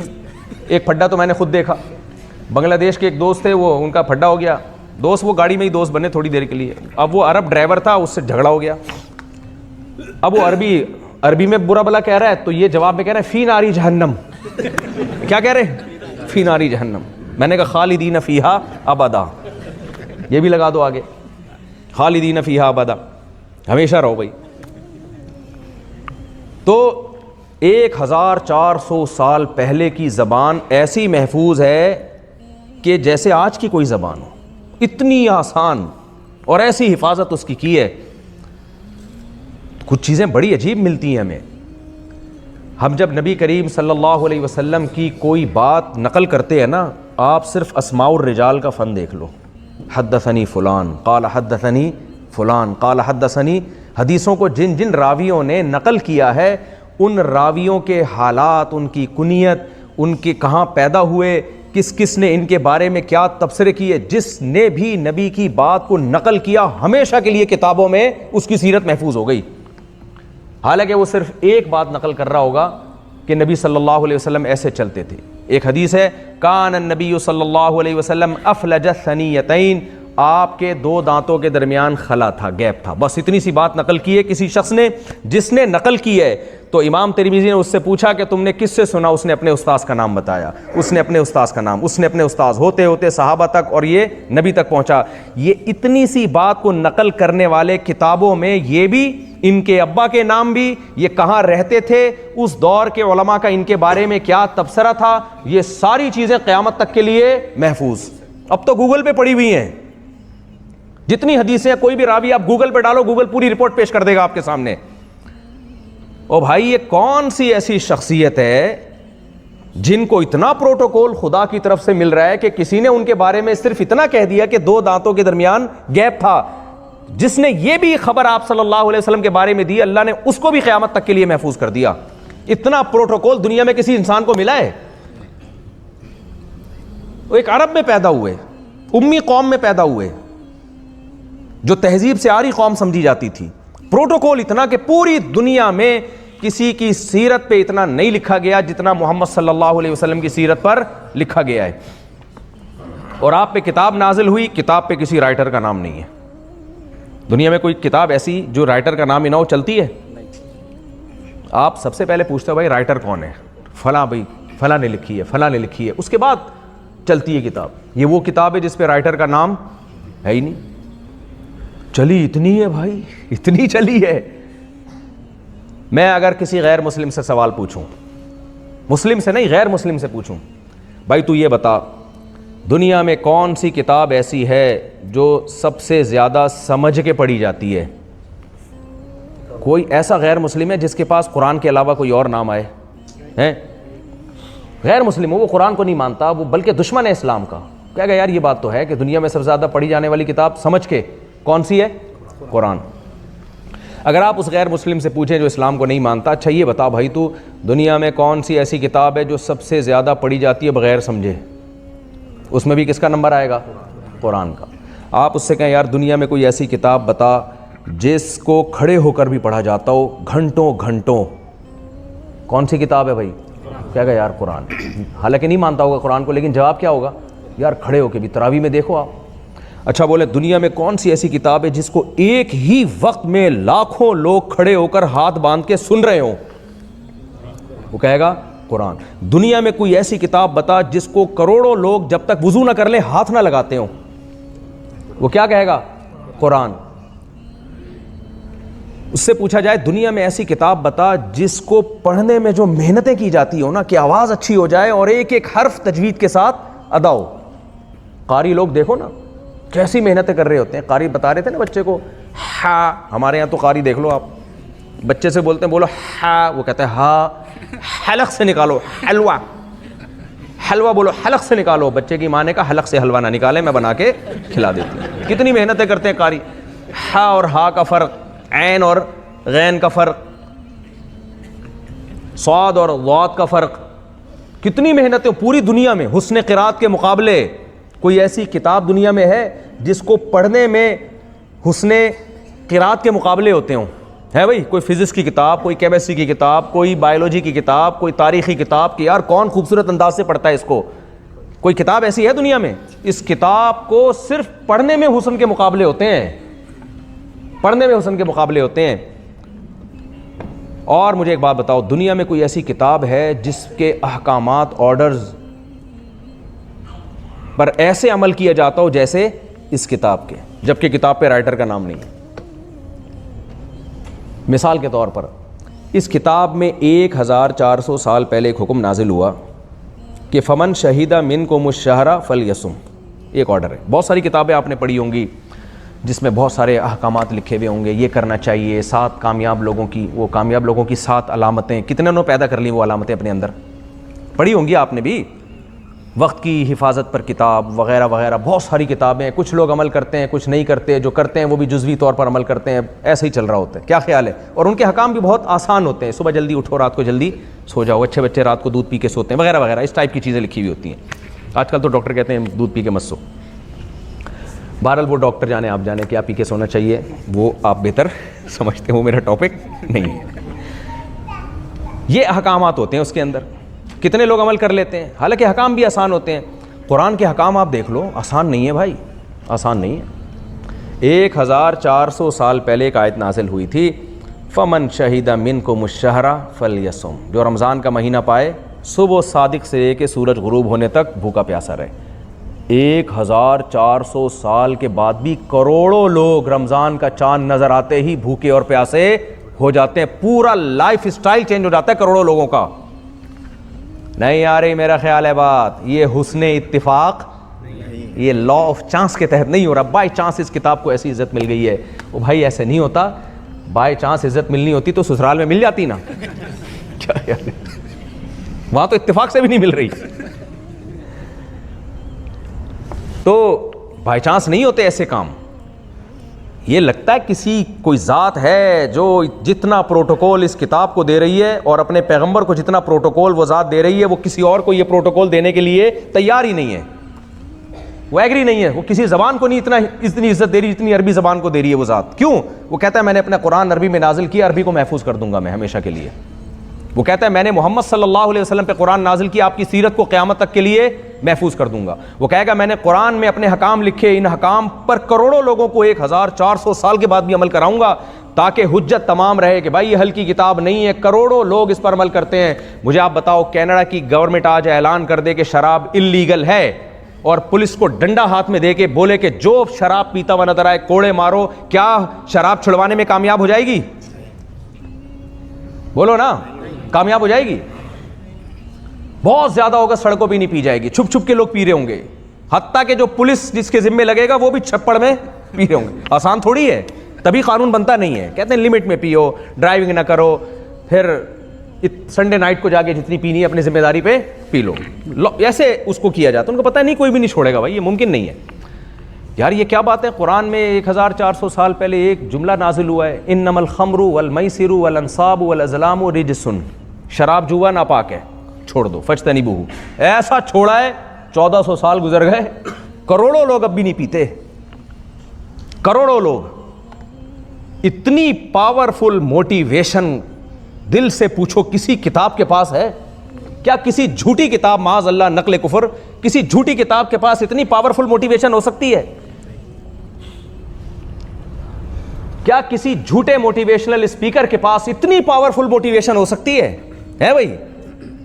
آج کل آ رہے ہیں نا بہت سارے موٹیویشن اسپیکر، ٹش پش اچھے بھی ہوتے ہیں، ان میں اتنا نہیں کروا سکتے کہ آپ سے 1 مہینے کا روزہ رکھوا لیں۔ وہ لوگ جاتے ہیں فیس دے کے، بات سنتے ہیں، کچھ اچھی اچھی باتیں سنتے ہیں، ہمیں یہ کرنا چاہیے، ہمیں جھوٹ نہیں بولنا چاہیے، ہمیں اچھے بچوں کی طرح رہنا چاہیے، ایک لا کو فالو کرنا چاہیے، کچھ فالو کر لیتے ہیں، کچھ نہیں کرتے، کچھ قانون کا خوف ہوتا ہے۔ وہ موٹیویشنل اسپیکر جو بہت اچھا لگے وہ کہے 1 مہینے روزے رکھا کرو، پوری زندگی رکھو، بولے گا یہ نہیں ہوتا بھائی، ہم سے یہ نہیں ہوگا۔ کیوں رکھیں؟ قرآن نے ایک اعلان کیا ہے، اور روزوں کی کوئی حکمت بھی کیا بیان کی ہے، لعلکم تتقون، تاکہ تم سے برائیاں چھوڑ جائیں۔ بس مسلمانوں کے تہوار دیکھ لو آپ، اتنے مہنگے مسلمانوں کے تہوار ہیں نا، غیر مسلموں کے تہواروں میں ایک کیک کٹ جائے گا زیادہ سے زیادہ، یہی ہوتا ہے؟ کیا خیال ہے؟ نہا دھو کے تھوڑا اسپرے کر لیا، شیمپو لگا لیا، یہ خرچہ ٹوٹل۔ ہمارا ایک بقرعید کا تہوار دیکھ لو بھائی، کروڑوں نہیں اربوں روپے مالداروں کی جیب سے نکل کے غریبوں کی جیب میں جاتا ہے۔ اور آپ دیکھ لو، صرف ایک تہوار پر، اسلام کے تہواروں پہ غور کر لو نا، آپ کو لگے گا یہ دین انسانوں کا بنایا ہوا نہیں ہے۔ انسانوں کا بنایا ہوا دین اتنی اس میں حکمت نہیں ہو سکتی۔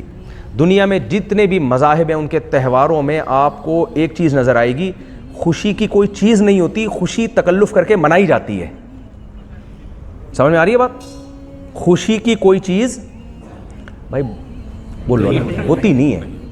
میں اس کی ایک مثال دیتا ہوں، میں آپ کے پاس آؤں کہ کل ہم سب خوش ہوں گے، کل ہم دن مناتے ہیں، تو ہم منا لیں گے، ڈھش پش کر لیں گے، بیٹھ کے کھا پی لیں گے، کل ہم نے ایک دن منا لیا۔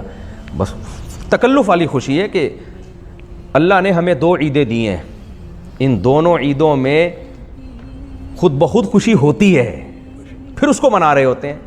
ایک ہے عید الفطر، اس میں کیا خوشی ہے؟ رمضان 1 مہینہ ہم نے روزے رکھے، اور آپ لوگ نے جون جولائی میں جو رکھے ہیں اللہ ہی نے آپ کو رکھا ہوئے اب تک، جو 10:30 11 بجے تک چل رہا ہے دن۔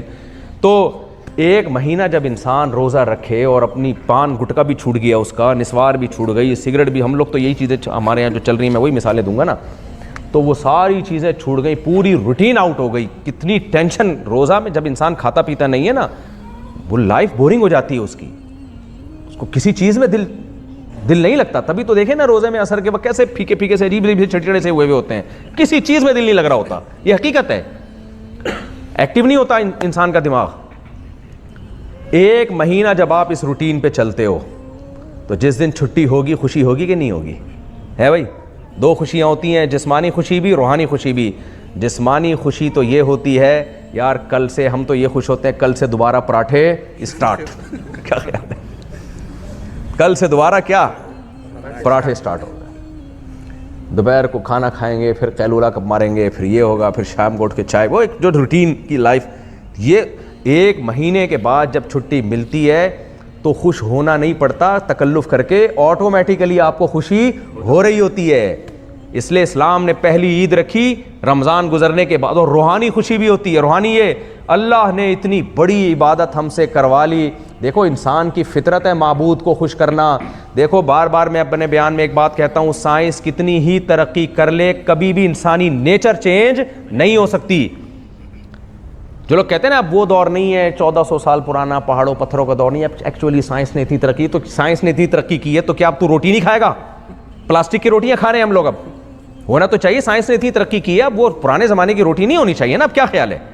بلکہ اب تو ٹیکا لگاؤ بس جاؤ, انرجی کے ٹیکے آنے چاہیے. کیا خیال ہے؟ ابے بھائی کوئی آدمی پراٹھا کھا رہا ہو بیٹھ کے بولے یار تو پرانے زمانے کا دقیانوس کھجوریں کھا رہا ہے, پراٹھے کھا رہا ہے. اب سائنس اتنی ترقی کر چکی ہے, انسان چاند پہ پہنچ گیا اور تو اسی طرح روٹی پکا پکا کے توے پہ سیک کے کھا رہا ہے. کیا کر رہا ہے, پاگل آدمی ہے تو. اب سائنس نے ترقی کی ہے, اب تو پلاسٹک کھا.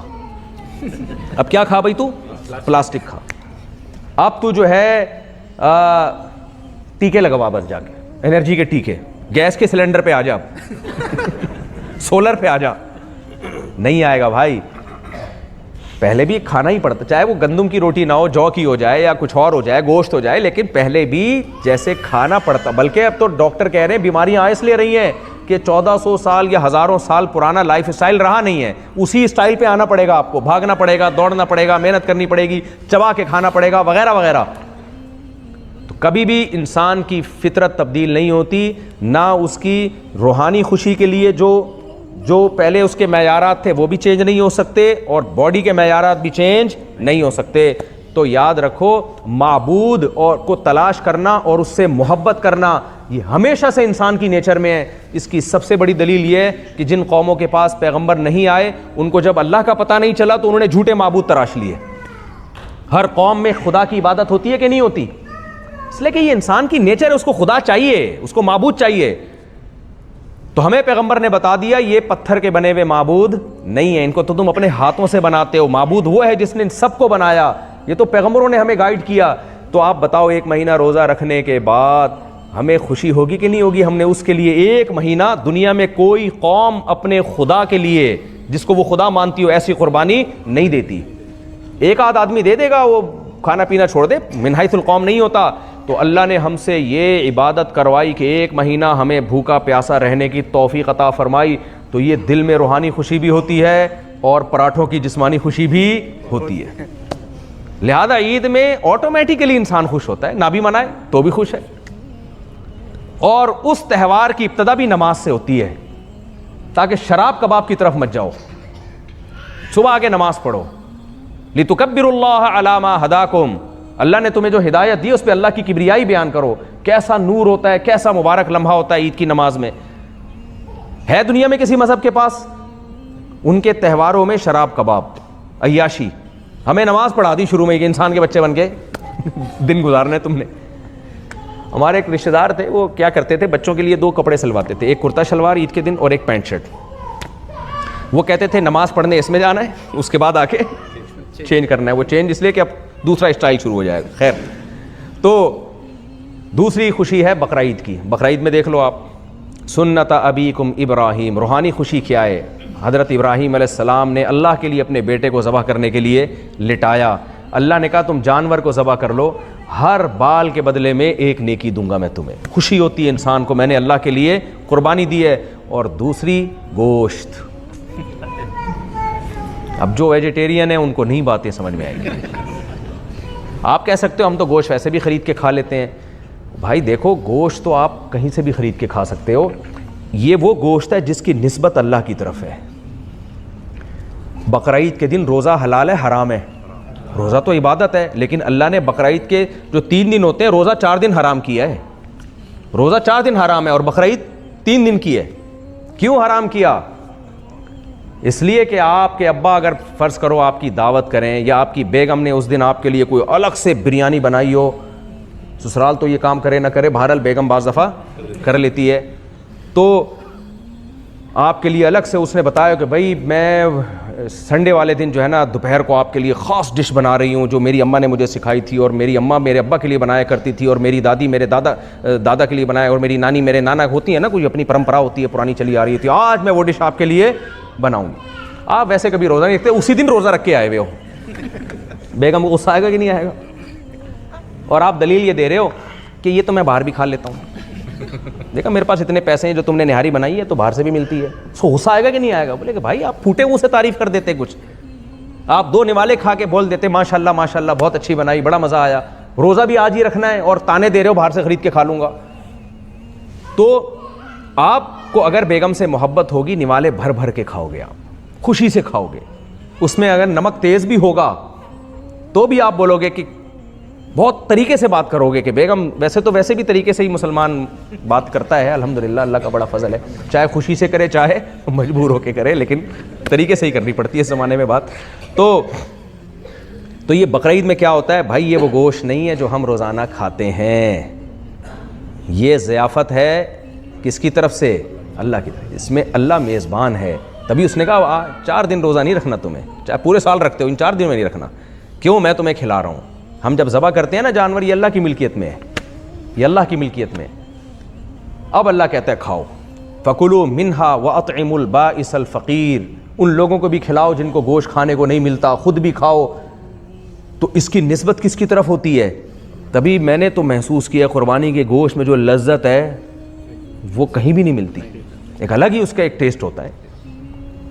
اچھا دیکھو یار, بات سے بات نکلتی ہے, میں چاہتا ہوں ٹاپک کو جلدی سمیٹوں. غیر مسلموں کے تہوار میں مٹھائیاں ہیں, کیا ہیں؟ کیک, مٹھائیاں ہے کہ نہیں؟ اللہ یہ کہہ سکتا تھا کہ تم بھی کیا کھاؤ؟ مٹھائی. اللہ نے کہا گوشت کھاؤ. اللہ ہمیں ویجیٹیرین نہیں بنا رہے. میں نے بیان میں بتایا ہے کہ سبزی کھانے کا سب سے بہترین طریقہ کیا ہے؟ سبزی کو بکرے کو کھلاؤ اور بکرا کھائے, یہ بہترین طریقہ ہے. بہرحال سبزی بھی صحت کے لیے نبی صلی اللہ علیہ وسلم نے کھائی ہے سبزی, اتنا بھی سبزی کی مخالفت نہیں کرنی چاہیے. لیکن اس عید میں اللہ ہمیں گوشت کھلاتا ہے. پورے سال جو گوشت نہیں کھاتے, غریب بہت سے ایسے ہوتے ہیں, ان کو بھی وافر مقدار میں مل جاتا ہے. تو اللہ کھلاتا ہے ہمیں جسمانی خوشی بھی اور روحانی خوشی بھی. ہمارے نبی صلی اللہ علیہ وسلم اکثر فاقے سے رہا کرتے تھے, لیکن بقرعید والے دن آپ اس وقت تک کچھ نہیں کھاتے جب تک قربانی کا گوشت تیار نہ ہو جاتا. یہ تواضع ہے. آج بہت سے لوگ کیا کہتے ہیں, دوسرے ملکوں میں قربانی کر دیتے ہیں. بھائی آپ کریں قربانی, لیکن آپ اپنے ملک میں لازمی کریں تاکہ آپ اس کا گوشت کھائیں. یہ ایک قسم کا تکبر ہے کہ نہیں جی ہم تو پورے سال کھاتے ہیں, بس ادھر ذبح کر کے ٹرسٹ کو دے دو. دے دیں ٹرسٹ کو بھی, غریبوں کو بھی کھلائیں اگر اللہ نے بہت پیسہ دیا ہے. کم سے کم ایک قربانی آپ نے اپنے شہر میں کرنی ہے جس کا گوشت آپ نے خود کھانا ہے, یہ سوچ کے کھانا ہے. یہ کس کی طرف سے ہے؟ تواضع اس کو کہتے ہیں. دیکھو استغنا بڑوں کے سامنے نہیں ہوتا.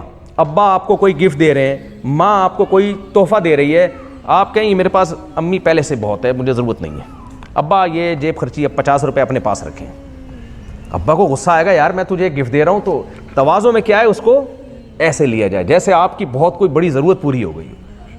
تواضع کا تو یہی مطلب ہے نا. تو اس لیے قربانی کا گوشت میں ایسے تکبر کرنا کہ ہمیں ضرورت نہیں ہے, وہی سلاؤٹر ہاؤس میں ذبح کرو, وہیں واڑ دو, ہم تو کھاتے رہتے ہیں پورے سال, یہ غلط بات ہے بھائی.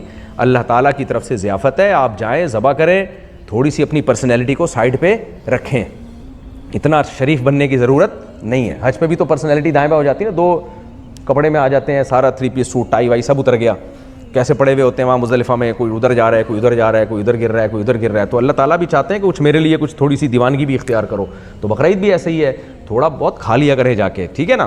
تو اس میں بھی ہمیں خوشی ہوتی ہے بقرعید میں. تو یہ 2 تہوار ہی آپ دیکھ لو. یہ روحانی خوشی ہے کہ ہر بال کے بدلے میں نیکی مل رہی ہے. جسمانی خوشی کیا ہے, وہ گوشت مل رہا ہے جس کی نسبت اللہ کی طرف ہے. ایک ایک عبادت کو آپ دیکھ لو. تو میں عرض کر رہا تھا کہ اللہ تعالیٰ نے نبی صلی اللہ علیہ وسلم کی شخصیت کو ایسا پروٹوکول دیا, آپ کی بارے میں کوئی کسی راوی نے ایک لفظ کہا, اس راوی کی اور اس سے نقل کرنے والوں کی پوری چین ہمیشہ کے لیے کتابوں میں محفوظ ہو گئی. اب تو گوگل پہ آ گئی ہے کہ اس نام کے کتنے لوگ ہیں, یہ کون سا ہے, یہ کس سے روایت کر رہا ہے, اس کے استاذ کون ہے, ایک تفصیل آ گئی ہے. اور پھر آپ صلی اللہ علیہ وسلم کی سیرت کو ایسا محفوظ کیا, آپ صلی اللہ علیہ وسلم کی کتاب جو آپ لے کر آئے اس کو ایسا محفوظ کیا. نماز کو کیسا, یہ جو کتنے پھڈے ہیں نا مسلمانوں کے نماز میں, یہ ہیں ہی اس لیے کہ محفوظ ہے. جس طریقے سے نبی نے نماز پڑھی ہے وہ تمام حدیثیں محفوظ ہو گئی ہیں. رفع الیدین کیا وہ بھی حدیث محفوظ, رفع الیدین نہیں کیا وہ بھی حدیث محفوظ, زور سے آمین کہا وہ بھی حدیث محفوظ, آہستہ آمین کہا وہ بھی حدیث محفوظ. بہت لوگ کہتے ہیں یار مسلمانوں کے یہ نمازوں میں اتنے پھڈے ہیں. میں نے کہا کہاں ہیں؟ کہہ رہے ہیں کوئی کہتا ہے ہاتھ اٹھاؤ رکوع میں جاتے ہوئے, کوئی کہتا ہے ہاتھ نہیں اٹھاؤ. میں نے کہا یہ جھگڑا ہے یہ کوئی؟ میں نے کہا مجھے ایک بات بتاؤ, فجر کی کتنی رکعتیں ہیں؟ 2 سنت اور 2 فرض. کوئی ایسا فرقہ ہے جو کہتا ہے 4 سنت اور 4 فرض؟ 1400 سال کے بعد بھی نماز کی رکعتیں محفوظ. کوئی کہتا ہے کہ قبلے کے علاوہ کہیں اور رخ کر کے نماز پڑھو, سسرال کی طرف رخ کر کے نماز پڑھو, کوئی کہتا ہے؟ ساری دنیا کے سارے فرقوں کا, سارے مسلکوں کا اتفاق ہے نماز میں رخ کہاں ہوگا؟ بیت اللہ کی طرف. کوئی فرقہ ایسا ہے جو کہتا ہے بغیر وضو بھی نماز ہو جاتی ہے؟ تو اتفاق کی چیزیں نظر نہیں آ رہی, وہ چھوٹے موٹے زور سے آمین. یہ کیا کوئی اختلاف ہے یار؟ یہ کچھ کسی نے آمین بول دیا, کوئی ہلکا سا آمین بول دیا, کوئی اختلاف ہے یار؟ یہ اتنا تو اللہ نے اس لیے پیدا کیا ہے اختلاف, تاکہ تھوڑا ظرف کیا ہو, برداشت کرنے کی عادت بھی ہو. کیونکہ اللہ کو پتا تھا یہ شادی بھی کریں گے, پھڈے بھی ہوں گے ان کے گھر میں. تھوڑا سا مسجد میں سیکھ کے آ جائیں گے, زور سے کہہ رہا ہے وہ بھی ٹھیک ہے, آہستہ کہہ رہا ہے وہ بھی ٹھیک ہے. اللہ کو پتا تھا نا سسرال بھی ملنے والا ہے ان کو, تو اللہ نے وہیں سے ٹریننگ کروا دی ہماری کہ تھوڑی سی کوئی ٹانگیں چوڑی کر لے گا, تھوڑی سی پتلی کر لے گا, تو برداشت کرو, سب ٹھیک ہے, سب چلتا ہے. صحابہ تو برداشت کرتے تھے. جب ان کو پتہ چلتا تھا نا فلاں ایسے پڑھ رہا ہے, فلاں ایسے پڑھ رہا ہے, کہہ رہے دعہ فإنہ فقیہ, چلو ان کی رائے ہے, وہ فقیہ ہے, وہ ان کے پاس بھی علم ہے. یہ ان کا اسٹائل ہوتا تھا. نماز 2 رکعت سنت 2 فرض سب کا اتفاق ہے. نماز کے ٹائم پہ بھی اتفاق ہے. ظہر کی نماز سب کے نزدیک رکعتیں بھی متعین, ٹائم بھی متعین, عصر ہے, مغرب ہے, عشاء ہے, ٹوٹل 5 نمازیں فرض ہیں, کوئی اختلاف نہیں ہے. جو روزے کب شروع ہوتے ہیں؟ رمضان میں. کسی ایک مولوی نے, مولانا کو یہ فرقے نے کہا کہ شوال میں شروع ہوتے ہیں. ہمارے نزدیک, سب کے نزدیک رمضان کب شروع ہوتا ہے؟ روزے شروع ہوتے ہیں رمضان میں. عید کا دن متعین ہے, ہاں چاند میں پھڈا ہو جاتا ہے کہ ایک یکم شوال ہے کہ 2 وہ ان کے وہ کہتے ہیں کہ کسی کو پہلے نظر آ رہا ہے, کسی کی نظر تیز ہے, اس کو تھوڑا سا جلدی نظر آ رہا ہے, کسی کو تو کیا ہو گیا, چلو آج ہمارے یہاں عید ہے, کل اس کے یہاں عید ہے, اس میں کون سی ایسی ٹینشن والی بات ہے؟ حج میں سب کا اتفاق ہے. تو بھائی یہ اتفاق آپ کو دنیا کے کسی مذہب میں نہیں ملے گا. مسلمانوں کے ٹھیک ہے بہت سے فرقے ہیں, لیکن بیسک سب کی کیا ہے؟ ایک ہے. 5 نمازیں فرض ہیں, زکوٰۃ 2.5% فرض ہے, سال میں 1 دفعہ فرض ہے. زنا سب کے نزدیک, بولو جلدی سے, بس میں بیان کو سمیٹ رہا ہوں, سب کے نزدیک حرام ہے. جوا سب کے نزدیک حرام ہے. سود سب کے نزدیک حرام ہے. ابا کو اولڈ ہاؤس میں جمع کرانا سب کے نزدیک حرام. اماں کو اولڈ ہاؤس میں جمع کرانا سب کے نزدیک حرام. بیگم پہ خرچہ کرنا سب کے نزدیک فرض. آپ بڑے خوش ہو گئے تھے یار. اسلام میں اللہ نے عورت کو کھلانے والا بنایا یا کھانے والا بنایا؟ کھانے والا بنایا. یہ قرآن میں, یہ سب چیزوں پہ پتہ ہے کیوں اتفاق ہے؟ قرآن نے خود بیان کر دیا. اللہ نے کہا آمین آمین میں پھڈے کرتے رہنا, کوئی اتنا بڑا ٹینشن نہیں ہے. رفع الدین میں جھگڑا کرتے رہنا, یہ ایسا نہ ہو ان میں مسئلہ کھڑا کر دو تم.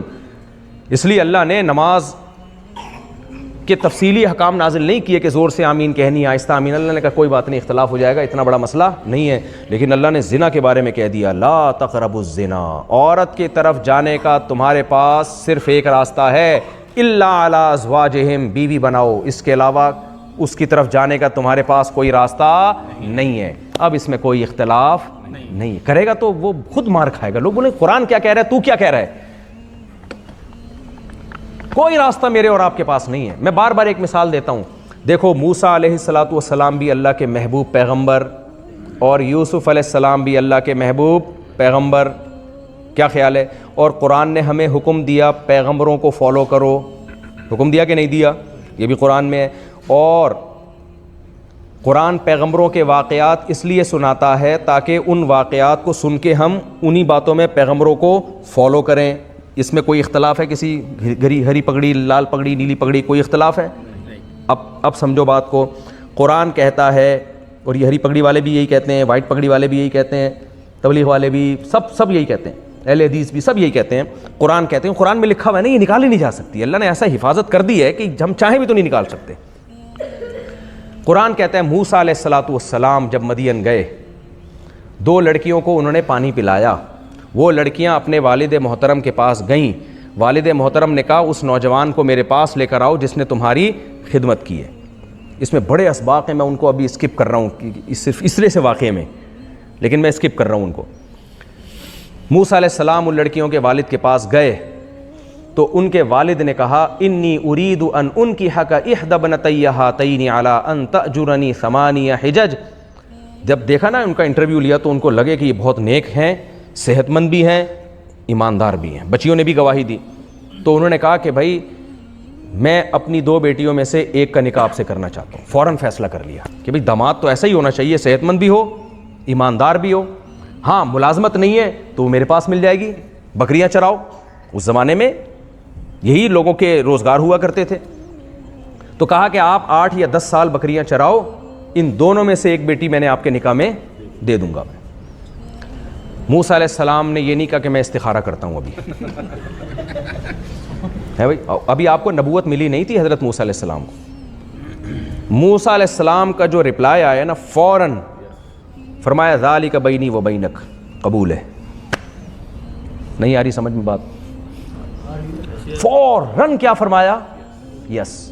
مہر کتنا مشکل, 8 یا 10 سال بکریاں چرانا. بکری پالنا اور چرانا آسان نہیں ہے. میرے پاس بکری ہے, 2 بکریاں ہیں, جو غم مجھے دیتی ہیں نا وہ, آپ اپنے سسرال کو بھول جاؤ. میں اپنا نہیں کہہ رہا سسرال, کیونکہ پھر آپ کو میں نے آپ پہ ڈال دیا یہ سارا. تو وہ ہمارے ملازم نے بولا مفتی صاحب ایک بکری نے بچہ دیا, میں اس وقت تھا نہیں, وہ بچہ مر گیا. پھر اور دکھڑے سنا رہا ہے. میں نے کہا یار خدا کے لیے یہاں تو سکون سے بیٹھنے دے مجھے یار. بکریوں کے جس کو کوئی غم نہ ہو کیا پال لے, بکری پال لے. بہت ستاتی ہے بکری. تو 8 یا 10 سال بکریاں. پیغمبر کو نکاح کا آپشن ملا, فوراً سے پہلے قبول کیا. اور کتنا ٹف مہر ہے, 8 یا 10 سال بکریاں چرانی ہے. یعنی اس کی الگ سے کوئی اجرت نہیں ملے گی آپ کو, بس اس کے بدلے میں اپنی بیٹی میں نے نکاح میں دی ہے. دوسری طرف یوسف علیہ الصلاۃ والسلام ہے, دوسرے ملک میں ہے, اجنبی کنٹری میں, مصر میں. عزیز مصر کی حسین ترین خوبصورت ترین عورت بند کمرے میں آپ کو زنا کی دعوت دیتی ہے. کوئی بدنامی کا خوف نہیں ہے, بلکہ زنا نہ کرنے کی صورت میں بدنامی کا خوف ہے کہ الزام لگا دے گی میرے اوپر. اور خواہش اگر پوری نہیں کی تو جیل جانے کا خوف ہے. دھمکی دے رہی ہے کہ جیل بھجوا دوں گی الزام لگا کے, الٹا آپ پہ الزام لگا دوں گی. ان ساری باتوں کے باوجود یوسف علیہ السلام دروازوں کی طرف بھاگتے ہیں, بچاتے ہیں, اللہ سے دعا مانگتے ہیں, رب السجن احب الی مما یدعوننی الی, اے اللہ جس بدکاری کی یہ دعوت دے رہی ہے مجھے اس سے جیل کی زندگی زیادہ محبوب ہے. جیل چلا جاؤں گا, یہ کام سے مجھے بچا لے. اور جیل گئے, پھر الزام لگایا اس نے اور جیل بھجوا دیا. کئی سال جیل میں پڑے رہے ہیں. دونوں پیغمبر ہیں اللہ کے جلیل القدر. نبی صلی اللہ علیہ وسلم نے یوسف علیہ السلام کے بارے میں فرمایا, یوسف اللہ کے نبی, نبی کے بیٹے, اور جس نبی کے بیٹے وہ بھی نبی کے بیٹے, اور وہ بھی نبی کے بیٹے. یعنی یوسف علیہ السلام کے والد یعقوب علیہ السلام وہ بھی پیغمبر, اور دادا اسحاق علیہ السلام وہ بھی پیغمبر, پردادا ابراہیم علیہ السلام وہ بھی پیغمبر. کتنی بڑی فضیلت ہے, پردادا تک پیغمبر, اتنی بڑی فضیلت. اور آج کوئی لڑکا تھوڑا سا ہینڈسم اسمارٹ ہو, لڑکیاں اس کو دعوت دیتی ہے تو کہتا ہے یار اب لڑکیاں خود ہی مجھے دعوت دیتی ہیں, اللہ نے مجھے ہینڈسم بنا دیا, میں کیسے بچوں. یوسف علیہ السلام سے زیادہ آپ خوبصورت نہیں ہو سکتے. یوسف علیہ الصلاۃ والسلام کو جب عزیز مصر کی بیوی نے دعوت دی نا برائی کی, تو یہ خبر آہستہ آہستہ سوسائٹی میں پھیل گئی. تو جو شہر کی مالدار عورتیں تھیں وہ کہنے لگیں, جو بڑی فیملیوں کی, کہ امرأۃ العزیز تراود فتاها عن نفسه, عجیب عورت ہے, رائل فیملی سے اس کا تعلق ہے اور ایک ملازم پہ عاشق ہو گئی ہے, ایک گھر کے ملازم پہ عاشق ہو گئی ہے. تو اس بادشاہ کی جو عزیز مصر کی جو بیوی تھی اس نے ان کے اعتراضات کے جواب نہیں دیے, بلکہ دعوت کر کے بلایا اور یوسف علیہ السلام سے کہا کہ سامنے سے گزرو. وہ چاہتی تھی میں سمجھاؤں گی تو بات ان کی سمجھ میں نہیں آئے گی, اور کہا کہ سامنے سے گزرو. جب یوسف علیہ الصلوۃ والسلام سامنے سے گزرے ہیں تو ان عورتوں نے, قرآن کہتا ہے قطعنا ایدیہن, اپنے ہاتھ کاٹ ڈالے. قلنا حاشا للہ ما ھذا بشرا, اللہ کی قسم یہ انسان نہیں ہے, ان ھذا الا ملک کریم, کوئی خوبصورت فرشتہ ہے جو آسمان سے نازل ہو گیا ہے. اتنی خوبصورت, اتنے خوبصورت تھے.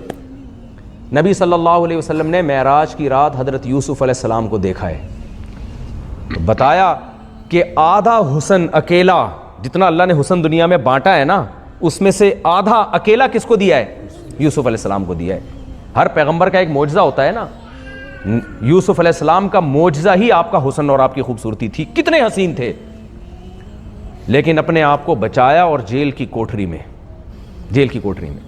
اور ادھر موسیٰ کلیم اللہ جن سے اللہ براہ راست ہم کلام ہوتا ہے, یہ بھی کوئی کم فضیلت نہیں ہے, ان کو ادھر نکاح کی آفر آئی اور فوراً ڈن. اس سے پتہ چلتا ہے بھائی پیغمبروں کی نظر میں زنا انتہائی پلید, خبیث, نجس, غلیظ, گدھے گھوڑوں کا کام ہے, یہ کتے بلوں کا کام ہے, یہ زنا کرنا, یہ پیغمبروں کی سوچ ہے. اور نکاح انتہائی مبارک, مقدس, عبادت. نکاح مسجدوں میں سنت ہے کہ نہیں ہے؟ جمعے کی نماز سے پہلے خطبہ ہوتا ہے کہ نہیں ہوتا؟ عید کی نماز سے پہلے خطبہ ہوتا ہے کہ نہیں ہوتا؟ بارش کی جو نماز ہے اس میں خطبہ ہوتا ہے کہ نہیں ہوتا؟ نکاح میں خطبہ ہوتا ہے کہ نہیں ہوتا؟ جو کام نمازوں میں ہو رہا ہے وہ کہاں ہو رہا ہے؟ مجھے لگ رہا ہے آپ لوگ کی سمجھ میں نہیں آئے گا. آپ لوگ کی عمر نکل گئی ہے, یہ باتیں سمجھ. اچھا بس 10 منٹ ہے, میں بس 10 منٹ میں سمیٹ رہا ہوں بات. تھک گئے میرا خیال ہے آپ لوگ؟ تو مجھے ایک بات بتاؤ نا, بس یہ بات میں جلدی سے مکمل کر لوں. نہیں حضرت پانی نہیں, جزاک اللہ. تو اسلام قرآن جو سمجھانا چاہ رہا ہے سمجھ میں آ رہا ہے نا بھائی؟ لبرل اور سیکولر لوگوں کی نظر میں, جو مذہب مخالف لوگوں کی نظر میں, کوئی نکاح اور زنا میں کوئی خاص فرق نہیں ہے. میوچل انڈرسٹینڈنگ سے اگر آپ کی سیٹنگ ہو گئی ہے تو وہی آپ گرل فرینڈ بنا کے رکھیں اس کو. 15-20 سال کے بعد اگر آپ کو سمجھ میں آ رہا ہے کہ ہاں بھی ہم لوگ کی جوڑی چل سکتی ہے تو پھر آپ اس سے شادی کر لیں. ایک ایگریمنٹ ہے, چلو ٹھیک ہے. ایسا نہیں ہے بھائی, ایسا نہیں ہے. اللہ کی نظر میں گرل فرینڈ کا کوئی تصور نہیں ہے. قرآن نے ولا متخذاتی اخدان, اس کا مطلب ہی گرل فرینڈ ہے. اللہ نے فرمایا اجازت نہیں ہے تمہیں بنانے کی. پیغمبروں کو نکاح کا موقع مل رہا ہے, نہیں چھوڑ رہے, اور زنا کا موقع مل رہا ہے, بھاگ رہے ہیں وہاں سے, جیلوں کی کوٹریاں برداشت کر رہے ہیں. تو بھائی دیکھو ایک طرف ہو جاؤ, آپ کینیڈا میں رہتے ہو, لیکن ہم اللہ کے بندے ہیں کہ نہیں ہیں؟ لوگ کہتے ہیں یہاں بہت مشکل ہے. کیوں؟ کیا گورنمنٹ یہاں پہ گن پوائنٹ پہ آپ سے زنا کروا رہی ہے؟ بلکہ یہاں کی گورنمنٹ کا جو ہمیں جہاں تک معلومات ہیں وہ تو چاہتے ہیں, پوری دنیا میں ساری حکومتیں چاہتی ہیں فیملی سسٹم کو پروموٹ کریں, لیکن مجبور ہیں, نہیں کر سکتے. کیوں؟ جو موٹیویشن چاہیے فیملی کو برقرار رکھنے کے لیے وہ مذہب کے پاس ہے, وہ قوانین کے پاس نہیں ہے. پوری دنیا چاہتی ہے دنیا سے شراب ختم ہو, لیکن وہ کیوں آواز نہیں اٹھاتے؟ ان کو پتہ ہے یہ قانون چلے گا ہی نہیں. پوری دنیا چاہتی ہے دنیا سے زنا ختم ہو, فیملی سسٹم. ابھی ڈونلڈ ٹرمپ کا بیان آیا تھا نا, فیملی ویلیوز کو ویلیو دیتے ہیں, آیا تھا نا بیان چند مہینے پہلے کہ بھائی ہم فیملی سسٹم کو پروموٹ کرنا چاہتے ہیں. سب کی خواہش ہے, کوئی نہیں چاہتا کہ یار یہ نظام ہو جہاں باپ کا نہیں پتہ چل رہا, ماں کا نہیں پتہ چل رہا, ڈی این اے سے پتہ چل رہا ہے وہ جمشید کا بچہ ہے یا وسیم کا بچہ ہے, اور جب ڈی این اے کراؤ تو پتہ ہے ستار صاحب کا بیٹا ہی ہے. انگریزوں کی بات کر رہا ہوں میں, آپ لوگوں کی نہیں, انگریزوں کے جمشید کی بات کر رہا ہوں. ابھی دیکھو نا یو کے میں ایک واقعہ ہوا ہے کہ وہ بی بی سی کی رپورٹ تھی چند سال پہلے کی کہ وہ خاتون نے کہا میرے جو بچہ ہے اس کا فادر یہ ہے. وہ کہہ رہا ہے میں نہیں ہوں بھائی, میرا کوئی تعلق نہیں ہے اس بچے سے. وہ کہہ رہے نہیں یہی ہے. پتہ چلا یہ بھی نہیں ہے اور وہ بھی نہیں ہے, وہ ہے. تو یہ دنیا بھی بے وقوف تو نہیں ہے نا. لیکن کیا ہے, آج اگر یہ زنا پہ پابندی لگاتے ہیں, ان کو پتہ ہے کوئی اس پابندی پہ عمل نہیں کرے گا, کیونکہ یہ موٹیویشن جو زنا چھڑوانے کے لیے جو پاورفل موٹیویشن ہے وہ وہی والی ہے جو 1 مہینہ رمضان میں روزے رکھوا دے آپ سے. اور وہ مذہب کے علاوہ, قرآن کے علاوہ کسی کے پاس, وہ مولویوں کے پاس بھی نہیں ہے, وہ صرف قرآن کے پاس ہے. آپ بھی اس لیے مانو گے کہ یہ قرآن کا حکم ہے. سمجھ میں آ رہی ہے بات کہ نہیں آ رہی ہے؟ یہ کام سسرال نہیں کروا سکتا. خواتین کے میرے پاس کال آتی تھی نا کہ میرے میاں جو ہے نا وہ لڑکیوں میں انوالو ہیں, وہ انٹیوں سے دوستیاں. میں ان سے کہتا ہوں, ایسے بڑے واقع, اب تو میں بہت کم کال سنتا ہوں, میں ان سے کہتا تھا دیکھو جب آپ کے لیے کوئی رشتہ آیا تھا مذہبی آدمی کا, تو آپ نے بولا ہوگا فنڈامنٹلسٹ ہے, ٹوپی پہنتا ہے اور نماز پڑھتا ہے, یہ مجھے بھی برقع پہنائے گا, نماز پڑھوائے گا, مجھے ایسا ہی, مجھے ماڈرن بندہ چاہیے. کیا چاہیے؟ ماڈرن, تاکہ مجھ پہ بھی کوئی پابندیاں نہ ہو. تو میں نے کہا مل گیا ماڈرن, جو مذہب کو نہیں مانتا. تو کلچر تھوڑی, وہ آپ کہہ سکتے ہو کلچر کو تو مانتا ہے, کلچر میں اتنی طاقت نہیں ہے کہ کوئی خوبصورت لڑکی آپ کو زنا کی دعوت دے اور آپ اس لیے کہ ہماری پرمپرا نہیں ہے, یہ نہیں ہوتا بھائی, اس لیے اس کی دعوت کو ٹھکرا دیں کہ ہمارے ابا نے ٹھکرایا تھا, دادا نے ٹھکرایا تھا. یہ نہیں ہوتا. خاندان چند چیزیں آپ پہ, کپڑے آپ سے پہنوا دے گا ایک مخصوص طریقے کے, وہ خاندانی سسٹم چلا آ رہا ہے, دعوتیں وغیرہ میں آپ اس کو فالو کر لو گے. اتنی خاندان یا پرمپرا کے پاس پاور نہیں ہوتی کہ کوئی خوبصورت عورت آپ سے فری ہو رہی ہو اور آپ خدا کے خوف سے یہ سوچو کہ مجھے اللہ کے سامنے اس کا جواب دینا ہے. اللہ نے میرے لیے صرف میری بیوی کو حلال کیا ہے, کسی انٹی سے مجھے فری ہونے کی اجازت نہیں ہے. تبھی قرآن کہتا ہے یعلم خائنۃ الاعین وما تخفی الصدور، اللہ آنکھوں کی خیانت اور سینوں کے بھیدوں کو جانتا ہے، سسرال نہیں جانتا، نہ بیگم کو پتہ چلتا ہے۔ یہ تو وہ کمپلینس ہیں جو پکڑے جاتے ہیں، بہت سے ایسے جو پکڑے ہی نہیں گئے اب تک۔ بیگم سمجھ رہی ہے ماشاءاللہ میرا میاں کتنا نیک ہے، اس کو کیا پتہ تیرا میاں کیا گل کھلا رہا ہے۔ اب ایسا نہ ہو کہ آپ لوگ کے گھر میں گھسنا مشکل ہو جائے، آپ لوگ کے علاوہ کی بات کر رہا ہوں میں، آپ لوگوں کے علاوہ کی بات کر رہا ہوں۔ تو میرے بھائی، انسان کو انسان بنانے کے لیے آپ کے پاس اسلام کے سوا کوئی راستہ نہیں ہے۔ انسان کے بچے جب بھی بنو گے اسلام کو فالو کرو۔ اور اب یہ اسلام کے حکام مشکل ہیں، جیسے میں نے بتایا رمضان کے روزے ہیں، نظر کی حفاظت ہے، سب سے بڑا آج کل تو نوجوانوں کے لیے مسئلہ نظر کی حفاظت ہے۔ جب ان کو کہتے ہیں تمہارے لیے صرف بیوی ہے تو ایسے کہتے ہیں یار ہماری تو زندگی بالکل اندھیری ہو گئی، اندھیری ہو گئی ہماری زندگی، لائف میں انٹرٹینمنٹ ختم، اڑا خوشیوں کو ذبح کر دو اللہ کے لیے۔ حضرت حکیم اختر صاحب رحمہ اللہ تعالیٰ بڑی پیاری بات فرمایا کرتے تھے کہ جو خدا کو راضی کرنے کے لیے اپنی خوشیوں کو آگ لگائے گا نا، ذبح کرے گا، سکون اللہ اسی کی زندگی میں دے گا، کیونکہ اللہ بادشاہ ہے، اور بادشاہ جب کسی دشمن پہ اٹیک کرتے ہیں تو چھوٹے موٹے لوگوں کو نہیں مارتے، وہ بادشاہوں کو پکڑنے کی کوشش کرتے ہیں۔ تو جب آپ اللہ کی نافرمانی کرتے ہو، گرل فرینڈ بنا کے، شراب پی کے، ماں باپ کو ستا کے، ان کی اطاعت نہ کر کے، اور ان کو اولڈ ہاؤس میں جمع کرا کے، یہ ساری نافرمانیاں جب اللہ کی کرتے ہو نا، تو اللہ یہ نہیں کہ آپ سے آپ کی جاب چھین لے آپ سے، نہ نہ نہ، اللہ ڈائریکٹ، جو جسم کا بادشاہ ہے وہ دل ہے، جہاں سکون ہوتا ہے، اللہ ڈائریکٹ اس دل پہ حملہ کرتا ہے۔ اللہ کہتا ہے ساری دنیا کی سہولتیں تجھے دوں گا، سکون تجھے نہیں دوں گا، دل میں بے چینی رہے گی۔ یاد رکھو یہ بات، پلے باندھ لو، سکون صرف مذہبی لوگوں کے پاس ہوتا ہے، یہ ذہن میں رکھنا، اس کے علاوہ سکون نہیں ہوتا۔